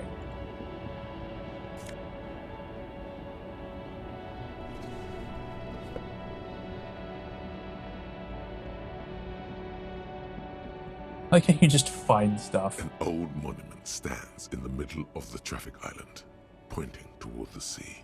It looks as if it's been reassembled piece by piece, secured and mounted in the air with the aid of numerous ropes and rods. A silver plaque on the statue's pedestal reads, I am Philip III, the Squanderer, the greatest of the Philippian kings of Revachol, son of Philip II, the opulent, father of Philip IV, the insane. As you look up, you notice something about the statue. There are some odd indentations on the king's chest piece. Something with great kinetic energy seems to have impacted the cuirass, around where the heart is. A bullet? Someone shot him in the heart. Interesting. Okay, I can't see it, but I take your word for it. Well, Martinez is riddled with bullet holes. This place saw a lot of action during the revolution. But the statue is recently renovated, so maybe a joke? Target practice or a political statement? Why not? What this shows us is guns aren't too uncommon here, and people still shoot them, sometimes at kings. Yeah, that's a good point. point. The king stands high above you, surveying the bay, mute and indifferent. Even by the standards of the Philippian kings, old sumptuous Philip was known for his profligacy. Well, he blew through the whole national treasury, starting the decline of one of the penultimate century's greatest superpowers, the suzerain of Revachol. His own maladministration foreshadowed the fall of the monarchy. During the anti-centennial revolution, an end to his family line and the monarchy on the Insulindian Isola. Stories have it that he had his bedroom converted into a treasure chamber, where he stored unfathomable wealth. Krugerrands, bars of gold, ornate weaponry, armor, and various chalices. He called it the Sol Auron. It was obscene. There were whispers he slept on a huge pile of gold-dipped feathers, like some obese dragon, instead of a bed, like a normal person. But wait, you haven't even heard about his fabled cocaine addiction. I like how I'm having this conversation with the encyclopedia in my brain, and I'm just good at squandering skeptical of it. Treasury on gold and ceremonial weaponry. He was also a prodigious snorter of nose candy. His Majesty's courtiers said it helped him connect with the higher realms.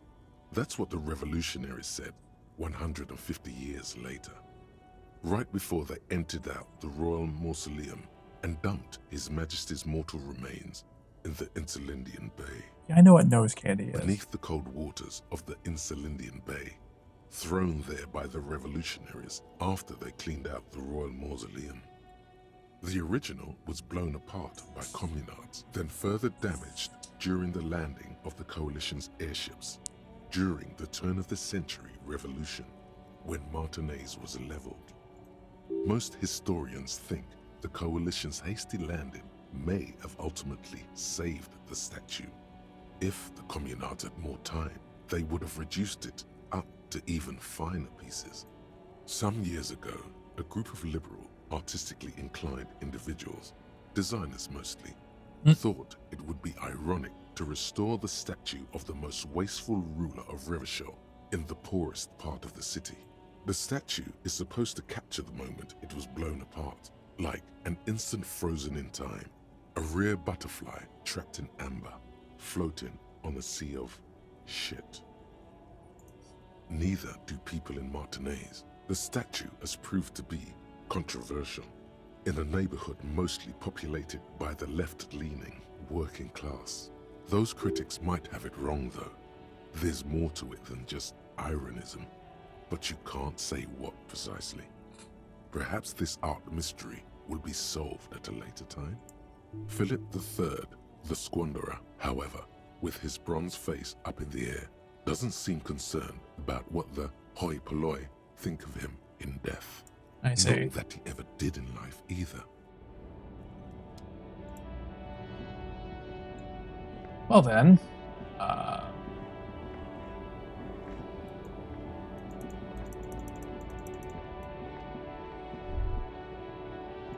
A Stars Ryko, one of the finest Zhimsk-made motor carriages ever. Not many people outside of Grad, and Revachol West too. A Stash Ryko KK2. That's a classic model. Never thought I'd see another one repainted after what happened last time. No, only that the motor carriage is typically baby blue, the colors of Sigismund the Great, an ancient Zhimsk ruler. His banners were famously zephyr and white, The colors of the stars Raiko. I feel like this is not the right answer, but... That's, well, yes, exactly it, more or less. Except it was a crowd of them. Tore him out of the vehicle and ran him over with his own tires. They said it was an honor killing, Hussar style. The gym's community protested the trial, flying the colors. 5,000 came to protest. Correction. 4,395. The fourth largest public protest of a criminal trial in Revachol. 4 years for murder in Reunion. The perps were remorseful. Their sorry knocked 8 years off the sentence. That's the system. The prisons in the greater Revachol Industrial Harbor are already full. Prisoners are expensive to maintain. The longer the sentence, the larger the cost. This seems petty. People we are paid to protect. Let's leave it at that. That seems... no.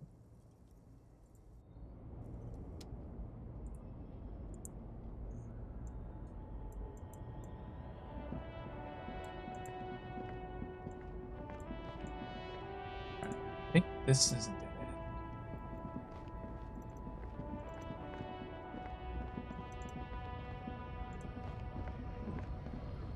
Points.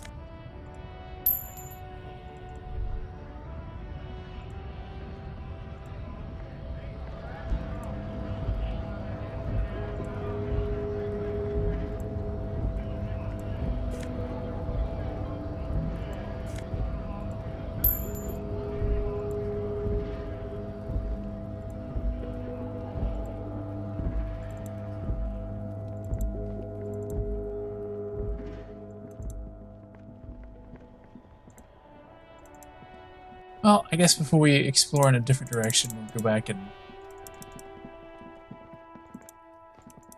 confront the kid. Let's get that taken care of.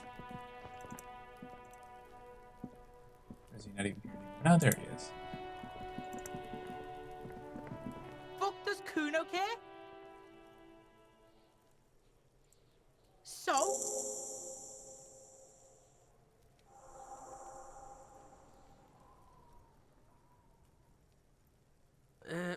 Fuck, okay. Kuno's a giver like that, yes? Kuno sent your fat ass running around like jello! Look, pig, Kuno sent you to rough some people up. Kuno played you. That happened. Now you and Kuno should move on. What is this? Trying to be cool with your new asshole? Kuno was just being nice to you. You got fucked bad. Now limp the fuck out. After this shit, you better have something real interesting to say if you want to stay in Kuno's face. Yeah, real interesting. Pig, do you have any idea how fucking stupid that sounds? Yeah. Kuno gives you hot fucking leads, snitch bitch style, and you come back griefing the Kuno. Get the fuck out of here, fat ass. Those pants are too small for you. The pants are totally okay. Don't listen to her. She's trying to give you body image problems. Kuno's Kuno, pig? It's always Kuno, never I. Clearly the kid's using the third-person perspective as a shield. Kuno doesn't do that smart shit. Don't throw that bullshit at Kuno. Kuno knows you're lying. Trying to get Kuno hooked on the book. Watch out, Kuno! He's trying to fiddle you! He's gonna put his hands on you! Pig's got Kuno! Help! Rape! Help! He's got the Kuno, help! This was a mistake. You need to get the hell out of here before. Yeah? Get out of here before the Kuno beats the shit out of you. Yeah, that's right. Drag your fat ass out of here, fat boy, before Kuno fucks you. I don't know why I thought talking... Got fucked by the Kuno. We are... You know what? Not talking to this kid Ace again. is low. Every time I talk to him, it's a waste of time. For the rest of the world, the Aces Low is just some cool Revachol thing, politically neutral. In Revachol, it still holds revolutionary connotations. Also, have you looked at Lieutenant Kitsuragi's clothes? He wears a bomber jacket. just like the ones worn by aerostatic brigades. And those cargo pants look like they could fit tools for hot-fixing your burning aerostatic. You should ask him about this.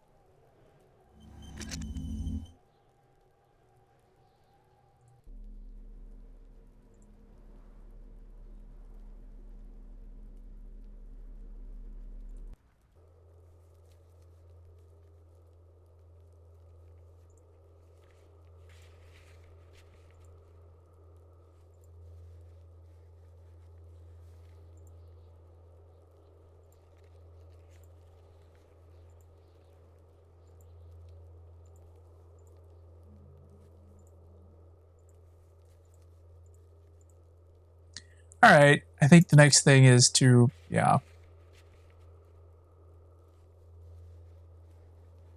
try the Wild Pines rep, because it doesn't seem like I'm getting anywhere with the Union side of things. So maybe if I head in this opposite direction. Oh, yeah. There's also this thing.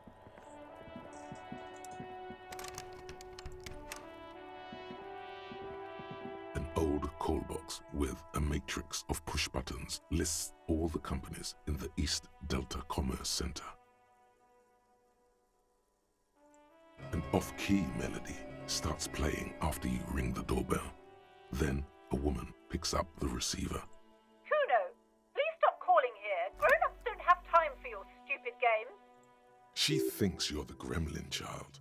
What would he say to this? Oh, I'm sorry, officer. I thought you were... But the doorbell is broken, and the bookstore shouldn't even be on the list anymore, so I can't help you. Please don't call here again. Thanks. A single beep indicates that the line has gone dead. All right.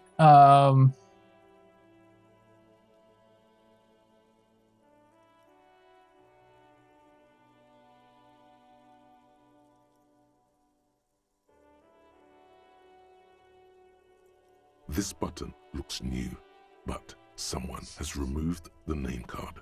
Huh. This button looks new. It's probably not connected yet. You ring the doorbell, but nothing happens. I don't recognize... I mean, there's this one, but I could just go in the building. I don't think any of these are actually particularly helpful.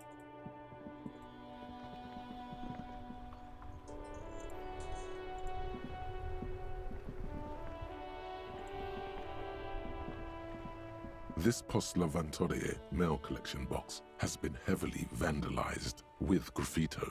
A closer inspection reveals 2 bullet holes in the front. A faint sticker on the side reads, RCM Emergencies Desk number 8102, with a slogan, Mankind, be vigilant.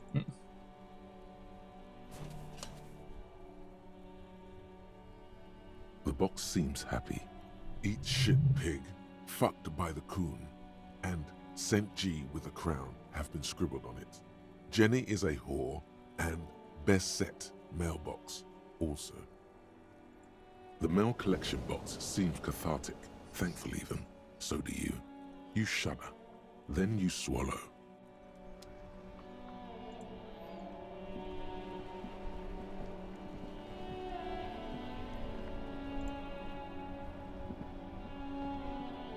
The worn and beaten wooden planks of the bench do not look overly comforting. We can sit on benches after we've solved the murder. You can revisit the bench if you ever need to pass the time when Lieutenant Kitsuragi is gone. Okay.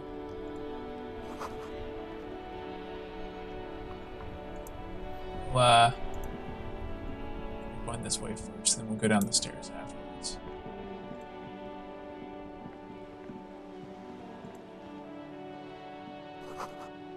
It's a rose. I still have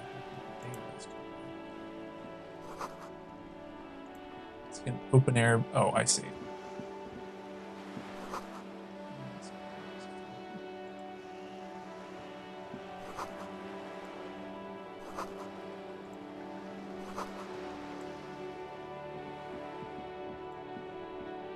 Hello, sir. Step right in. The store is open. Are you interested in a new and exciting book? Okay, sir. I'll try to answer any questions you have. I hope they're about books. My name is Annette, sir. My mum, her name is Plaisance. She owns the store. She's inside minding the register or organising the stock. Feel free to step in and browse our wares. I'm signalling that the store is open. Otherwise, people might not know. They'd miss out on the crime, romance, and biographies of famous people.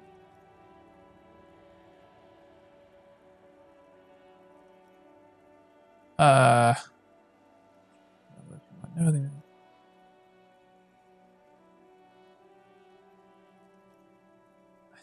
I should probably just talk to the store owner. No, sir. I'm happy to help Mum by luring in customers.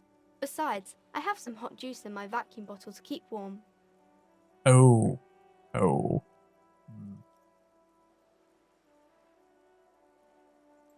I do my studies at home at the moment. I have to help Mum keep this place running. Mum says it's necessary to do both because it builds character. Mum says a proper worker is dutiful. That's how you get ahead in life. You succeed. There is stress and unease behind these words. She's reciting etiquette. Mum says it's peachy. She was a little afraid at first. There's talk about this house being cursed. Cursed in the way that makes them say that no business has ever really thrived here, sir. That they all go... Exactly.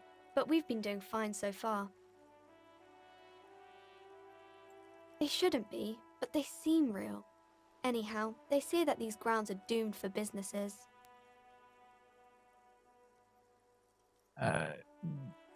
Of course, sir. Yeah, I don't know, kid. I don't know why your mom's book business is having trouble. You know what? Let's just go.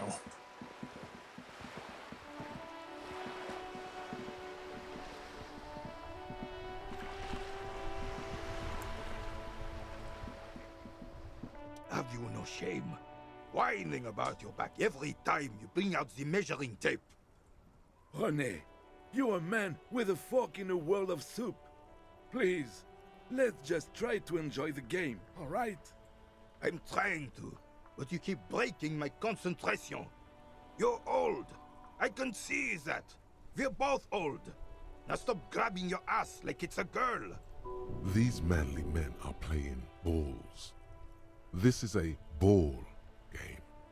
Grab a ball and play it. Don't ask questions. Shoot first. Ask questions never.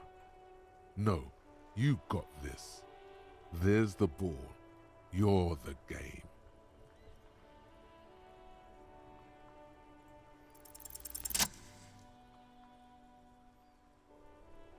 Apparently I've got this.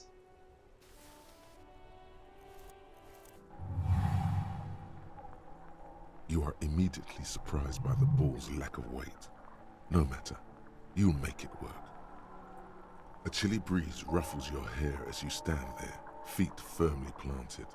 All sounds, smells, even the wind, everything fades until the only thing left is the union of man and ball. The cold metal ball is surprisingly smooth against your neck. It has a pattern on it, probably a sponsored ball. Yours would only be covered with bumps of learning and scars of victory. Already your muscles are adjusting to the weight, the nervous system calibrating, until you and the ball have merged into a single entity. The man ball is ready. An embodiment of pure motion, a fine-tuned locomotor running at maximum efficiency. Alright, apparently we're gonna be the bullet.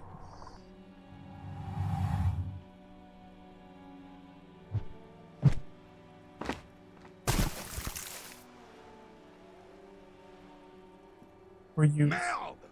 Bordel de merde! A whorehouse of shit. It wasn't whorehouse of shit. The shot was at least 23 meters. That was not what we were supposed to do.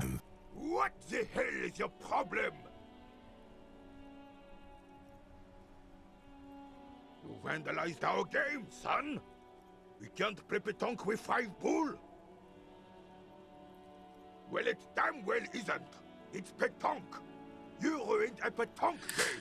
We want our bull back. Take it easy, René. This is just a misunderstanding, isn't it, officer? No harm done. Of course there's harm done, you orange slug. You owe us a goddamn bull. Good. Mistakes are forgiven when men at least try to right their wrongs. I believe you will try. Now, why did you approach us? Apparently, I'm still not out of the screwing everything up train yet. Yes. Why did you come here? You never know. He might know something. This is a good vantage point. Unfortunately, I don't. Unlike most of the locals, I have no qualms about assisting law enforcement. But this affair has passed me by completely. In Martinez, the union is the law. So can you really blame them? Cop is a pejorative term. I don't have a problem with policemen. On the contrary, I admire the effort to bring order to our streets. He doesn't know about the crime. Your time is better spent discussing politics. If I knew, I would not be afraid to tell you. I simply don't. I'm an old man, not a coward. The daily business of the riffraff no longer concerns me. 'Tis true, sire. He knows nothing. Alright, well... did nothing but dig myself into further trouble.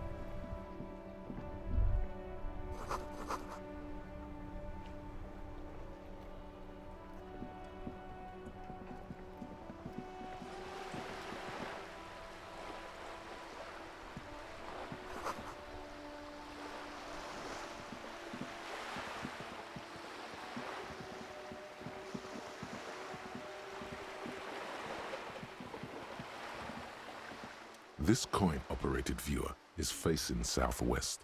Its coin slot is full of fossilized bubblegum, rendering the machine permanently inaccessible. A thick layer of graffito covers the lenses. You spell out the word Onuk written on the other side, with N and C scribbled backwards. That's Kuno on the lens. Under the graffito, a sea of blues and greys appear. Behind the water lies a coast studded with concrete and reeds. On it, a church on stilts, lanky weather-worn wooden planks, an X-shaped cross topping its tower. You know this to be the Star of Periconesus, or the Cairo, the central symbol of the Periconesian Church, a star, a great moral height to be strived towards. Around the large wooden building you see chunks of sea ice gathered on the beach. The metal feels cold and wet under your palm. It looks unhygienic.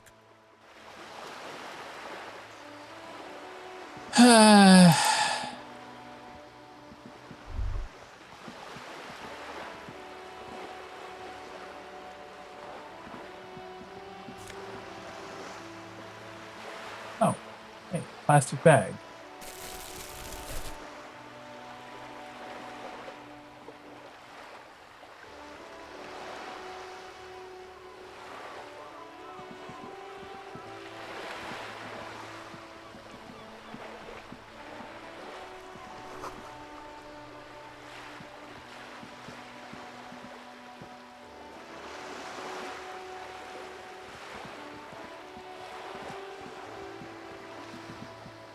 Wait, over here.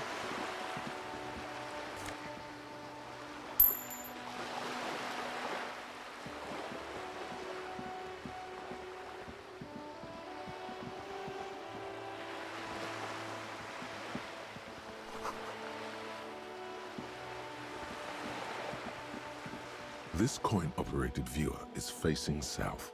The instruction manual says to insert 25 centimes and pull the handle while looking inside.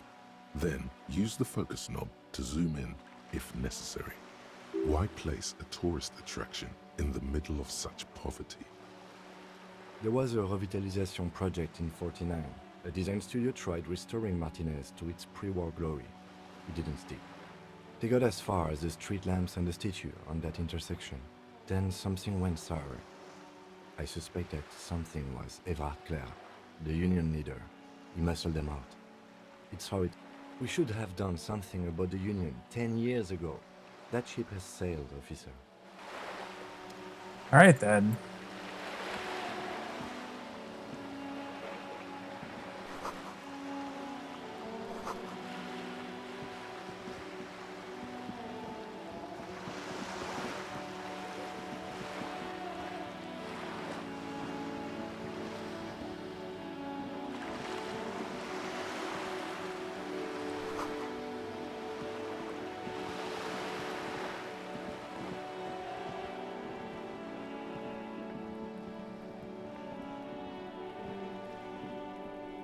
This is a wall on the side of an apartment building. Why am I looking at this wall? I don't know.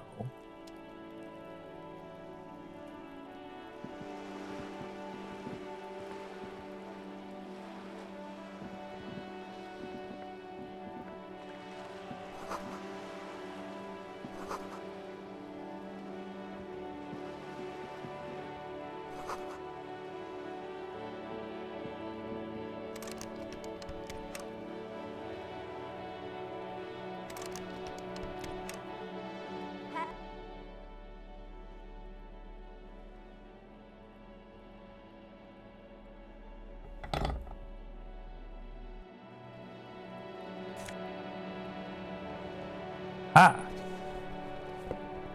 Dumpster diving pays off.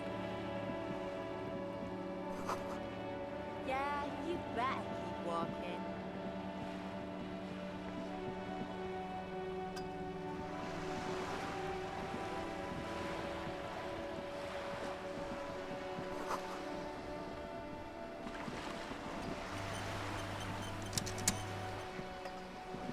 I think there's something out here.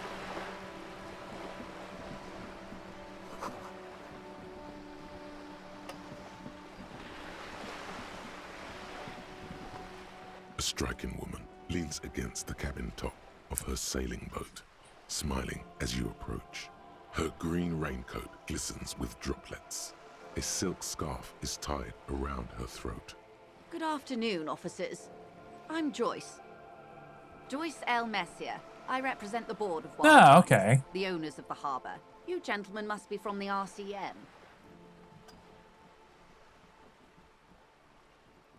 Nothing, honestly. I've said it to every drunk in town, and you're the first one who's responded. Relax. She meant it in jest. I'm glad to see you here. Like steel. There is strength there. If she wanted, she could sink her nails deep into your skin. I was dispatched to handle a strike, not a lynching. Anything I can do to assist the RCM in this matter, I will, gladly. That is good to hear, madame. My colleague will take the lead on this interview. I should let you know that he is recovering from an unusual medical episode. Very unusual. But I can assure you of his ultimate competency. It happens quicker than a shooting star. But did the lieutenant just wink at you? How interesting. I wish you a swift recovery. In the meanwhile, you have my full cooperation, and the full cooperation of the Wild Pines Group. Quite a few things, I'm afraid. The information I'm to share with you includes sensitive trade secrets. For the sake of my employer, I have to ask for your names and badge numbers. Of course, ma'am. We should have introduced ourselves. I am Lieutenant Kitsuragi from Precinct 57. And this is my colleague from Precinct 41. I'm afraid he doesn't have his badge at the moment. I hope mine will suffice. How curious. Why is that, Detective? I see. So, are you saying you lost your badge during the course of this episode? Yes. I can't hear you, darling. Speak up, please.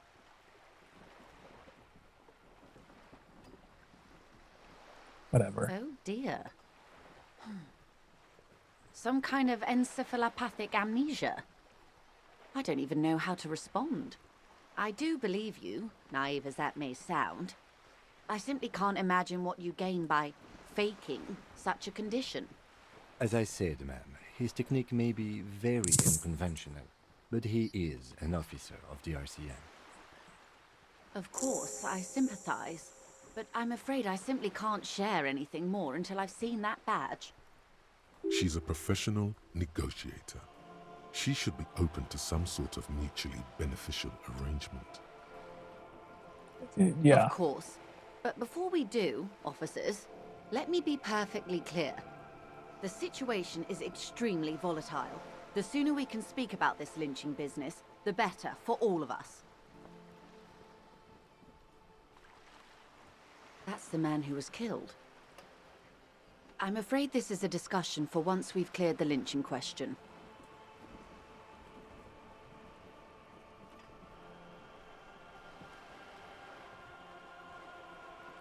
Better not tie the fourth day to the bat's day on this. I hope there is something else I can help you with.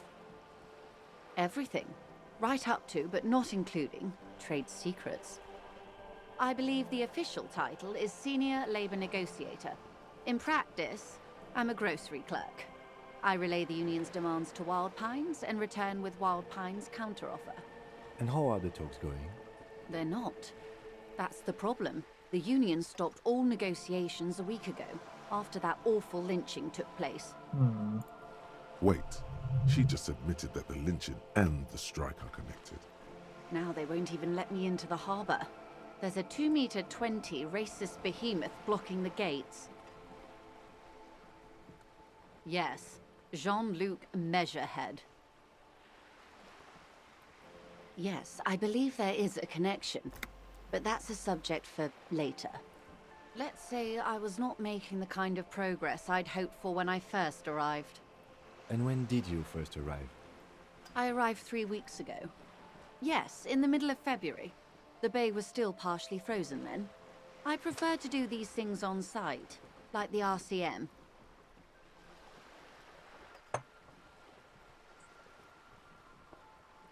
But the strike began in December. I wasn't the original negotiator here.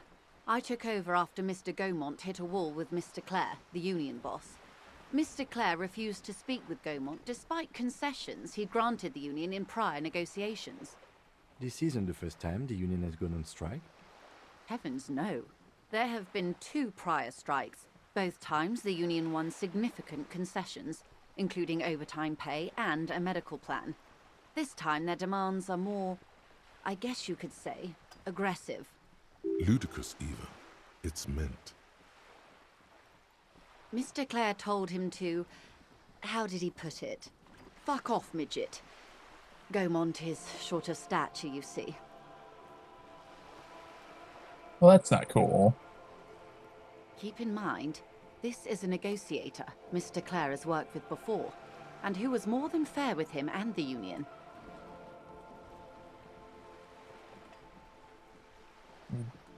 You didn't have to call him a midget.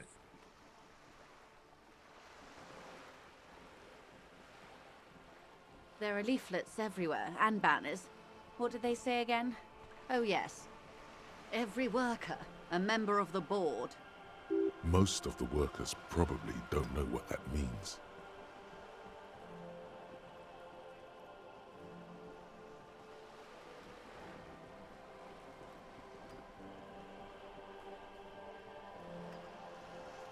She nods.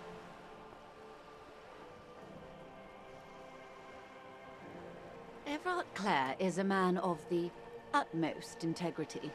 If you can say one thing about him, it's that he always puts the interests of the workers first. Of course not. Everard is fantastically corrupt. I imagine he has a thick, viscous goo where you and I have blood. If you were to prick it with something sharp, you could see it oozing out. A knife, maybe? No, a rapier. He is the most corrupt individual I have ever seen, and I deal with men like him for a living. If there is anyone more venal, more irredeemably nepotistic, then it's his twin brother, Edgar. Yes, Edgar looks exactly like his brother, except for that lazy eye. He also talks exactly like Everard does, and when one's term as foreman is up, the other takes over.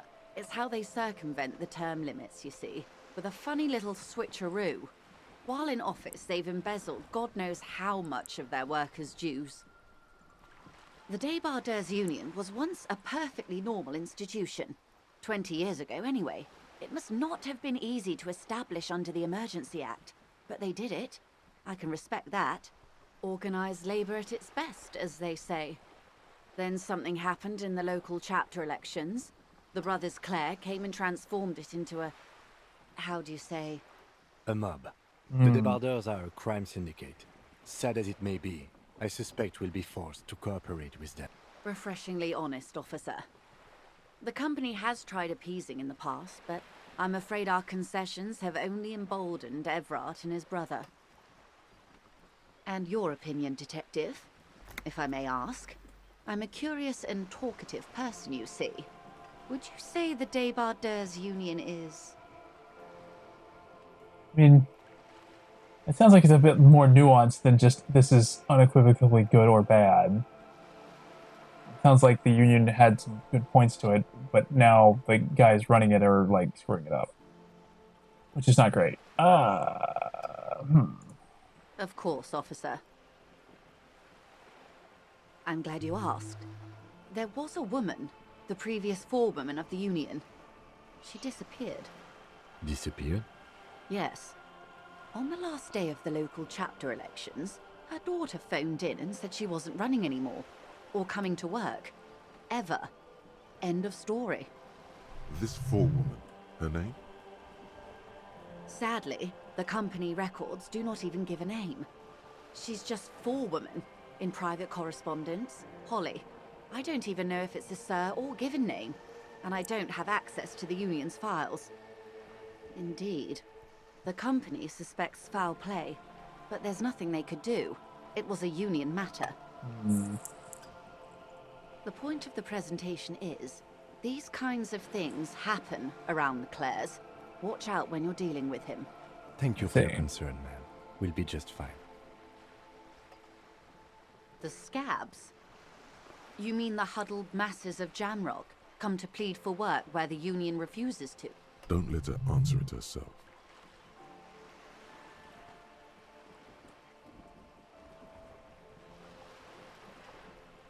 If these strikebreakers were organized by Wild Pines or its affiliates, then it would be a company secret. I could not share it with you. Not yet, at least. It's implied. She's open to discussing this matter with you at a later... Of course. Okay. How else can I help?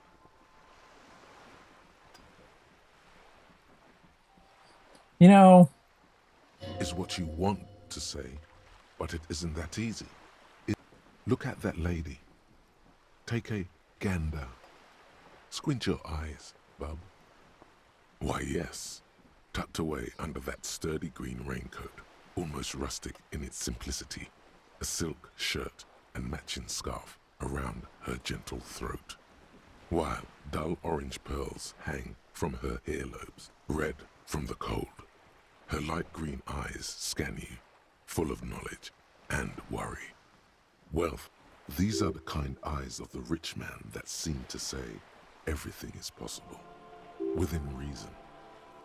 Now look at you, you misery-clad simian, barely able to tie your own laces. Your armpits are lakes, a scythe of booze precedes you, your hair sticks to your forehead, and your underwear feels uncomfortable. You're poor, poor as balls. You can't ask this person for money. You're too...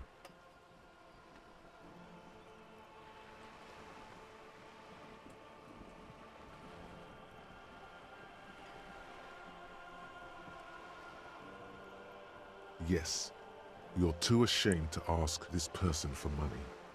Too scared to belittle yourself in her eyes. Those half-precious stones of Odinel. As I was saying, if there's any way I may be of assistance, please don't hesitate to ask.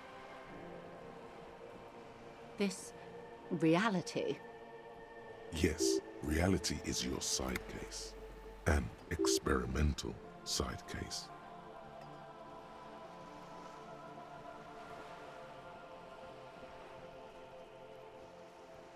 Ah, yes, the episode. Sounds like an acute case of encephalopathy, now that I think of it. Don't be phased, madame. He functions perfectly well. He only needs a lowdown on all of reality. It's a little ridiculous, but it might work. We may be here a while then. Ask away, officer. I'll help however I can. All right, we're in. I know these all look good, but begin with the first, okay? All right. We're in Martinez, baby. Martinez is a district of Revachol. A very small district tucked away near the industrial harbour. North of the 881 and Jamrock. You would be excused for not knowing about it. Unimportant, they say. Forgotten, even. Shelled to smithereens during the Revolution. It has its charms, just not this time of year. I'm not a good ambassador. I've only been here once before, as a teenager. Not a lot has changed. There are ruins, a terminal, fishing boats, reeds, boys with boxy shoulders. This place used to be a province, a workers' resort before the city swallowed it and the artillery did its work. The reeds are the real star of the show here now. The further down the coast, the wilder it gets. It's not really a sea, it's the Bay of Revachol, and the bay feeds into the ocean. Yes, we're on an island in an ocean, the world's largest body of water, the Insulindic. Known to the early Revacholians as Les Immensités Bleues, the Blue Immensities. Caillou. Imagine a pebble. A smoothed-over pebble amidst a great blue sea, misshapen, cracked. The cracks are the River Esperance. We're in the delta of this river, on the 6th branch, the Martinez distributary. Revachol? Revachol is what you call a city. The great kind, history detective. They built this city to resolve history. Our part in it, at least. Our centuries. The nations of the Occident, or migrant workers from Seminine and Ile-Marat, depending on your creed. They say it's where the terrible questions of our time will be answered. The tensions are highest, the fault lines deepest. By that I mean conflicts. Ideological conflicts. The stuff of men. We are standing on a fertile, self-sufficient island able to sustain up to 200 million people. In the middle of the Insulindic Ocean, the world's connective tissue. It's where the money is. I think it's fair to say so. Martinez is about... A collection of tall ghosts behind the water vapor, light reflecting off their glass windows. 22 kilometers from the center of the world. That soldering iron is the bank of the world building. The bottom floors are Insiacom. Coalition government, Insulindian Mission Command. Silence. She lowers her hand. The water, the light. It's as though you're seeing it for the first time. There is no recognition. Only the immensity of the sea and the cold radiating from it. We are where we are. I have no truer answer to give, unfortunately.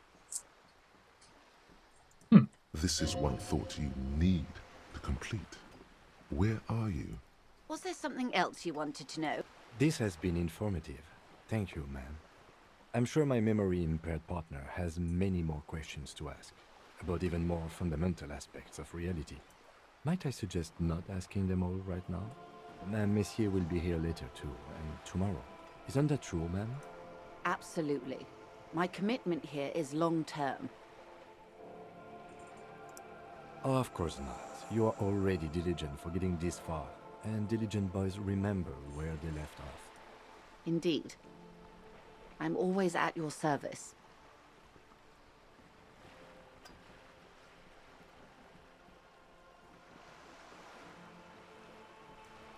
It's a neurological disorder caused by a lack of vitamin B in the brain. Symptoms include a retrograde amnesia. It's quite serious. You should get yourself checked out. Be my guest. Yeah, I think that's all for Last-minute now. assistance. The little that I know. Anything else? What we do. I'm afraid I don't speak for Wild Pines as a whole. It's a giant undertaking. There was a touch of discomfort there. She wants to merely represent. The Pines' core competency is logistics. Container shipping, freight, that sort of thing. See those airships there, blinking? Those are the shipping side of things. And that is the terminal. Another subdivision deals with energy, oil and gas exploration, offshore platform. The Wild Pines Group is one of the original Revacholian Indo-tribes. Companies awarded royal monopolies by the king, the suzerain himself, one moment. Centuries ago. The king is long gone, but several of the Indo-tribes remain.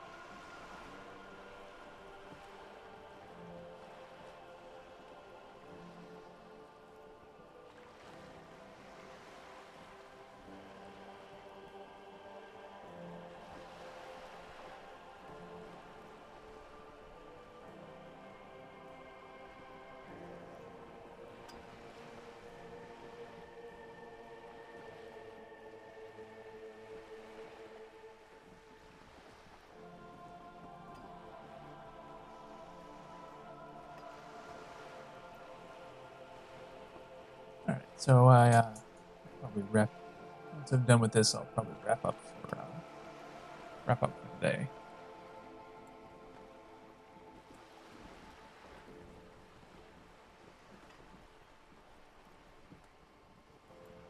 Saint-Baptiste, Elysium, an unknown entity known as Brightest Star.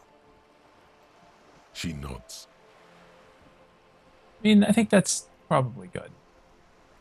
Of course, Detective. Take care.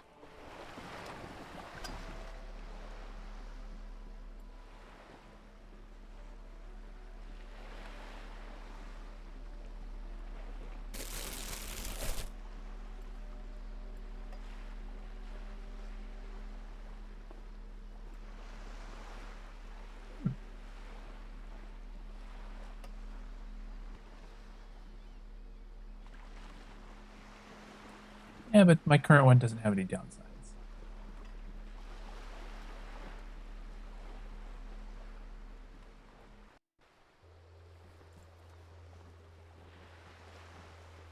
Okay. I have to do that.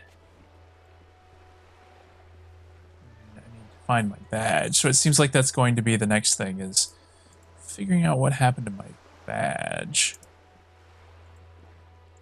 I'm not sure how to get past the, I need to get my strength up or find another way to get past the guard at the Union.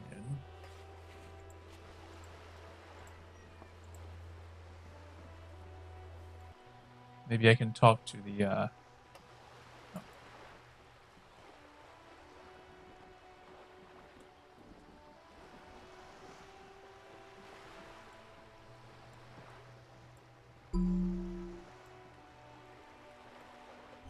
this guy.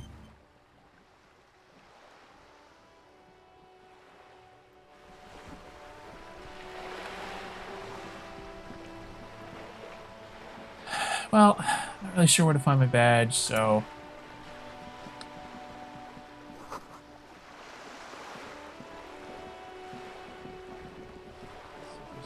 else.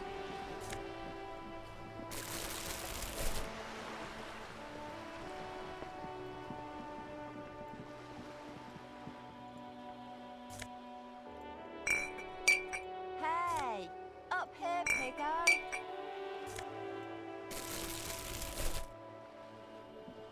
Yeah, I'll have to do that later.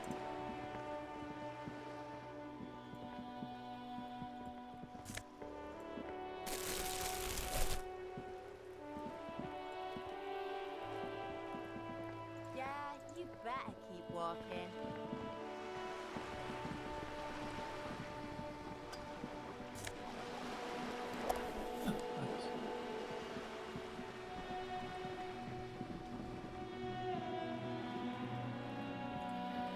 Look at me when I'm talking.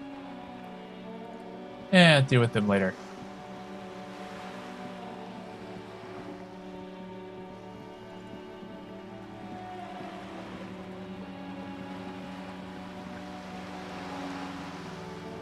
Although something tells me I'm not going to be able to get to 130 by just... Yes?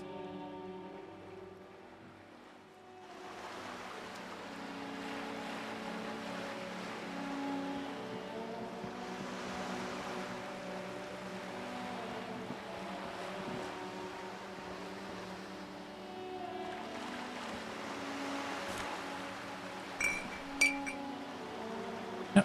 Still trying to... There we go.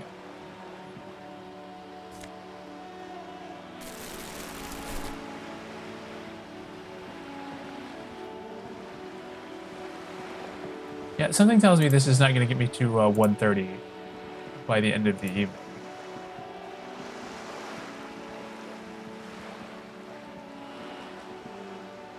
But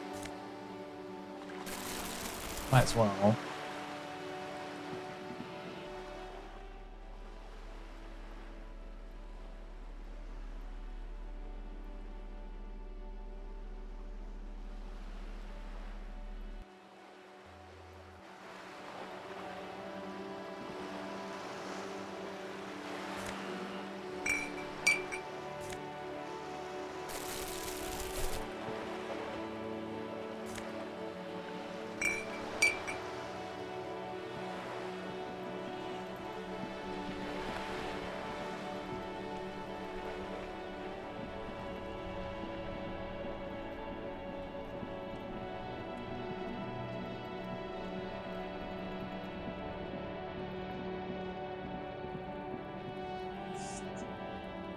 How much I have so far.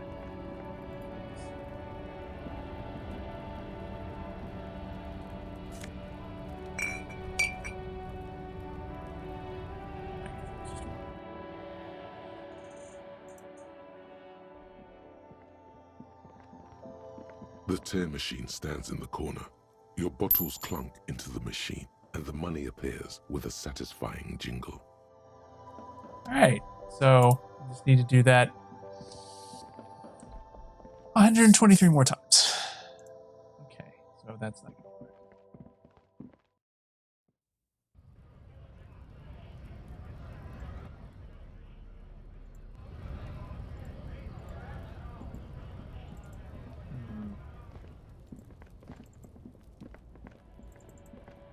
Seems like I'm not gonna get enough tonight. So,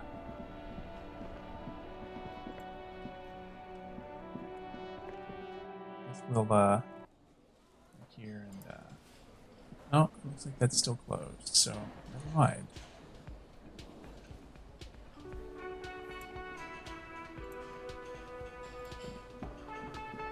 Oh, that's open.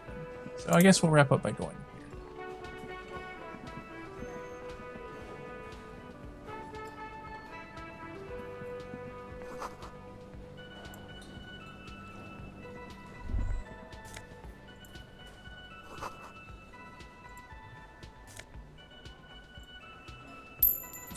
change. A thin man is smoking below an exhaust hood, occasionally sipping from his mug. As you step in, he nods toward the table and says something in a completely foreign language. The only words you can make out are Garancy and Kubek. Okay, it's definitely not his name. Whatever you do, please don't call him Garancy Kubek. Please. It's not funny. It's tempting, but... The man puts his cup down and replies something, his left hand drawing arcs in the air.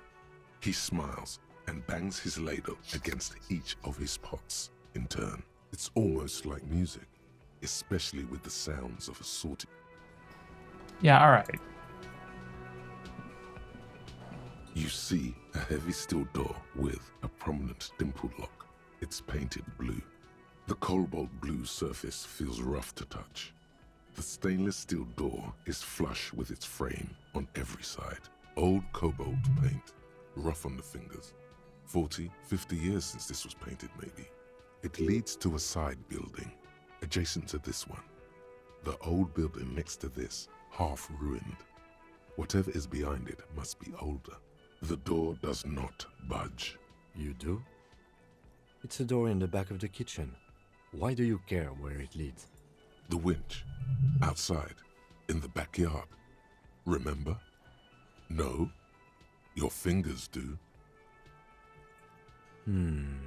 Yes. I suppose it's worth seeing if we can get in. Just to be thorough. As a side investigation. It's hardly a side investigation. You already have a name for it.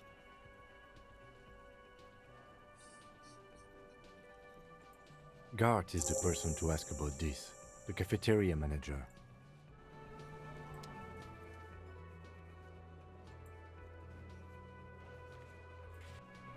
I get the feeling Gart's not going to be helpful, but sure, why not?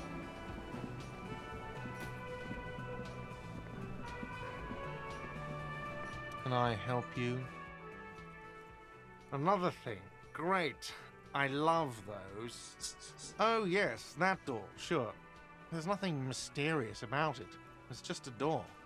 No, I don't have a key. Oh. I don't know how to get there. And I don't care either. It's not like I've been wondering about it for 10 years. It's just a frit warehouse, probably. Well, now it's interesting. Or some boring storage space with a bunch of old junk and dust. Junk and dust. He's attempting to maintain an air of indifference. It's absolutely not convincing.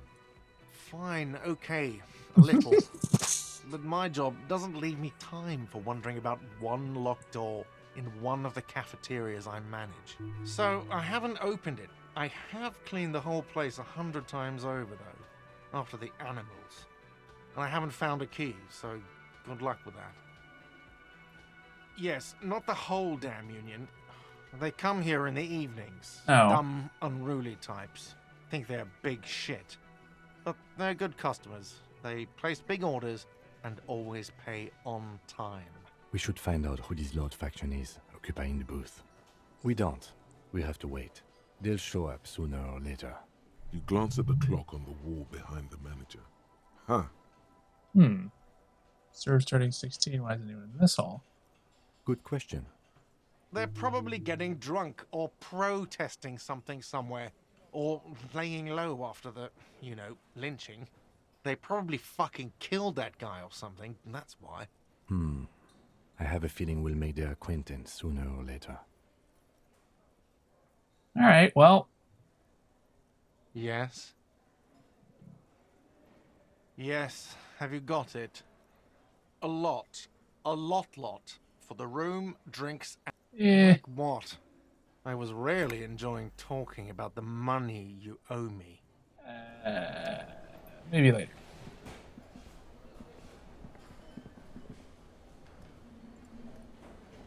Hello. Someone else is here. Maybe he was here before I just noticed. Alright, this will be the last thing we'll do, and then we'll call it a day.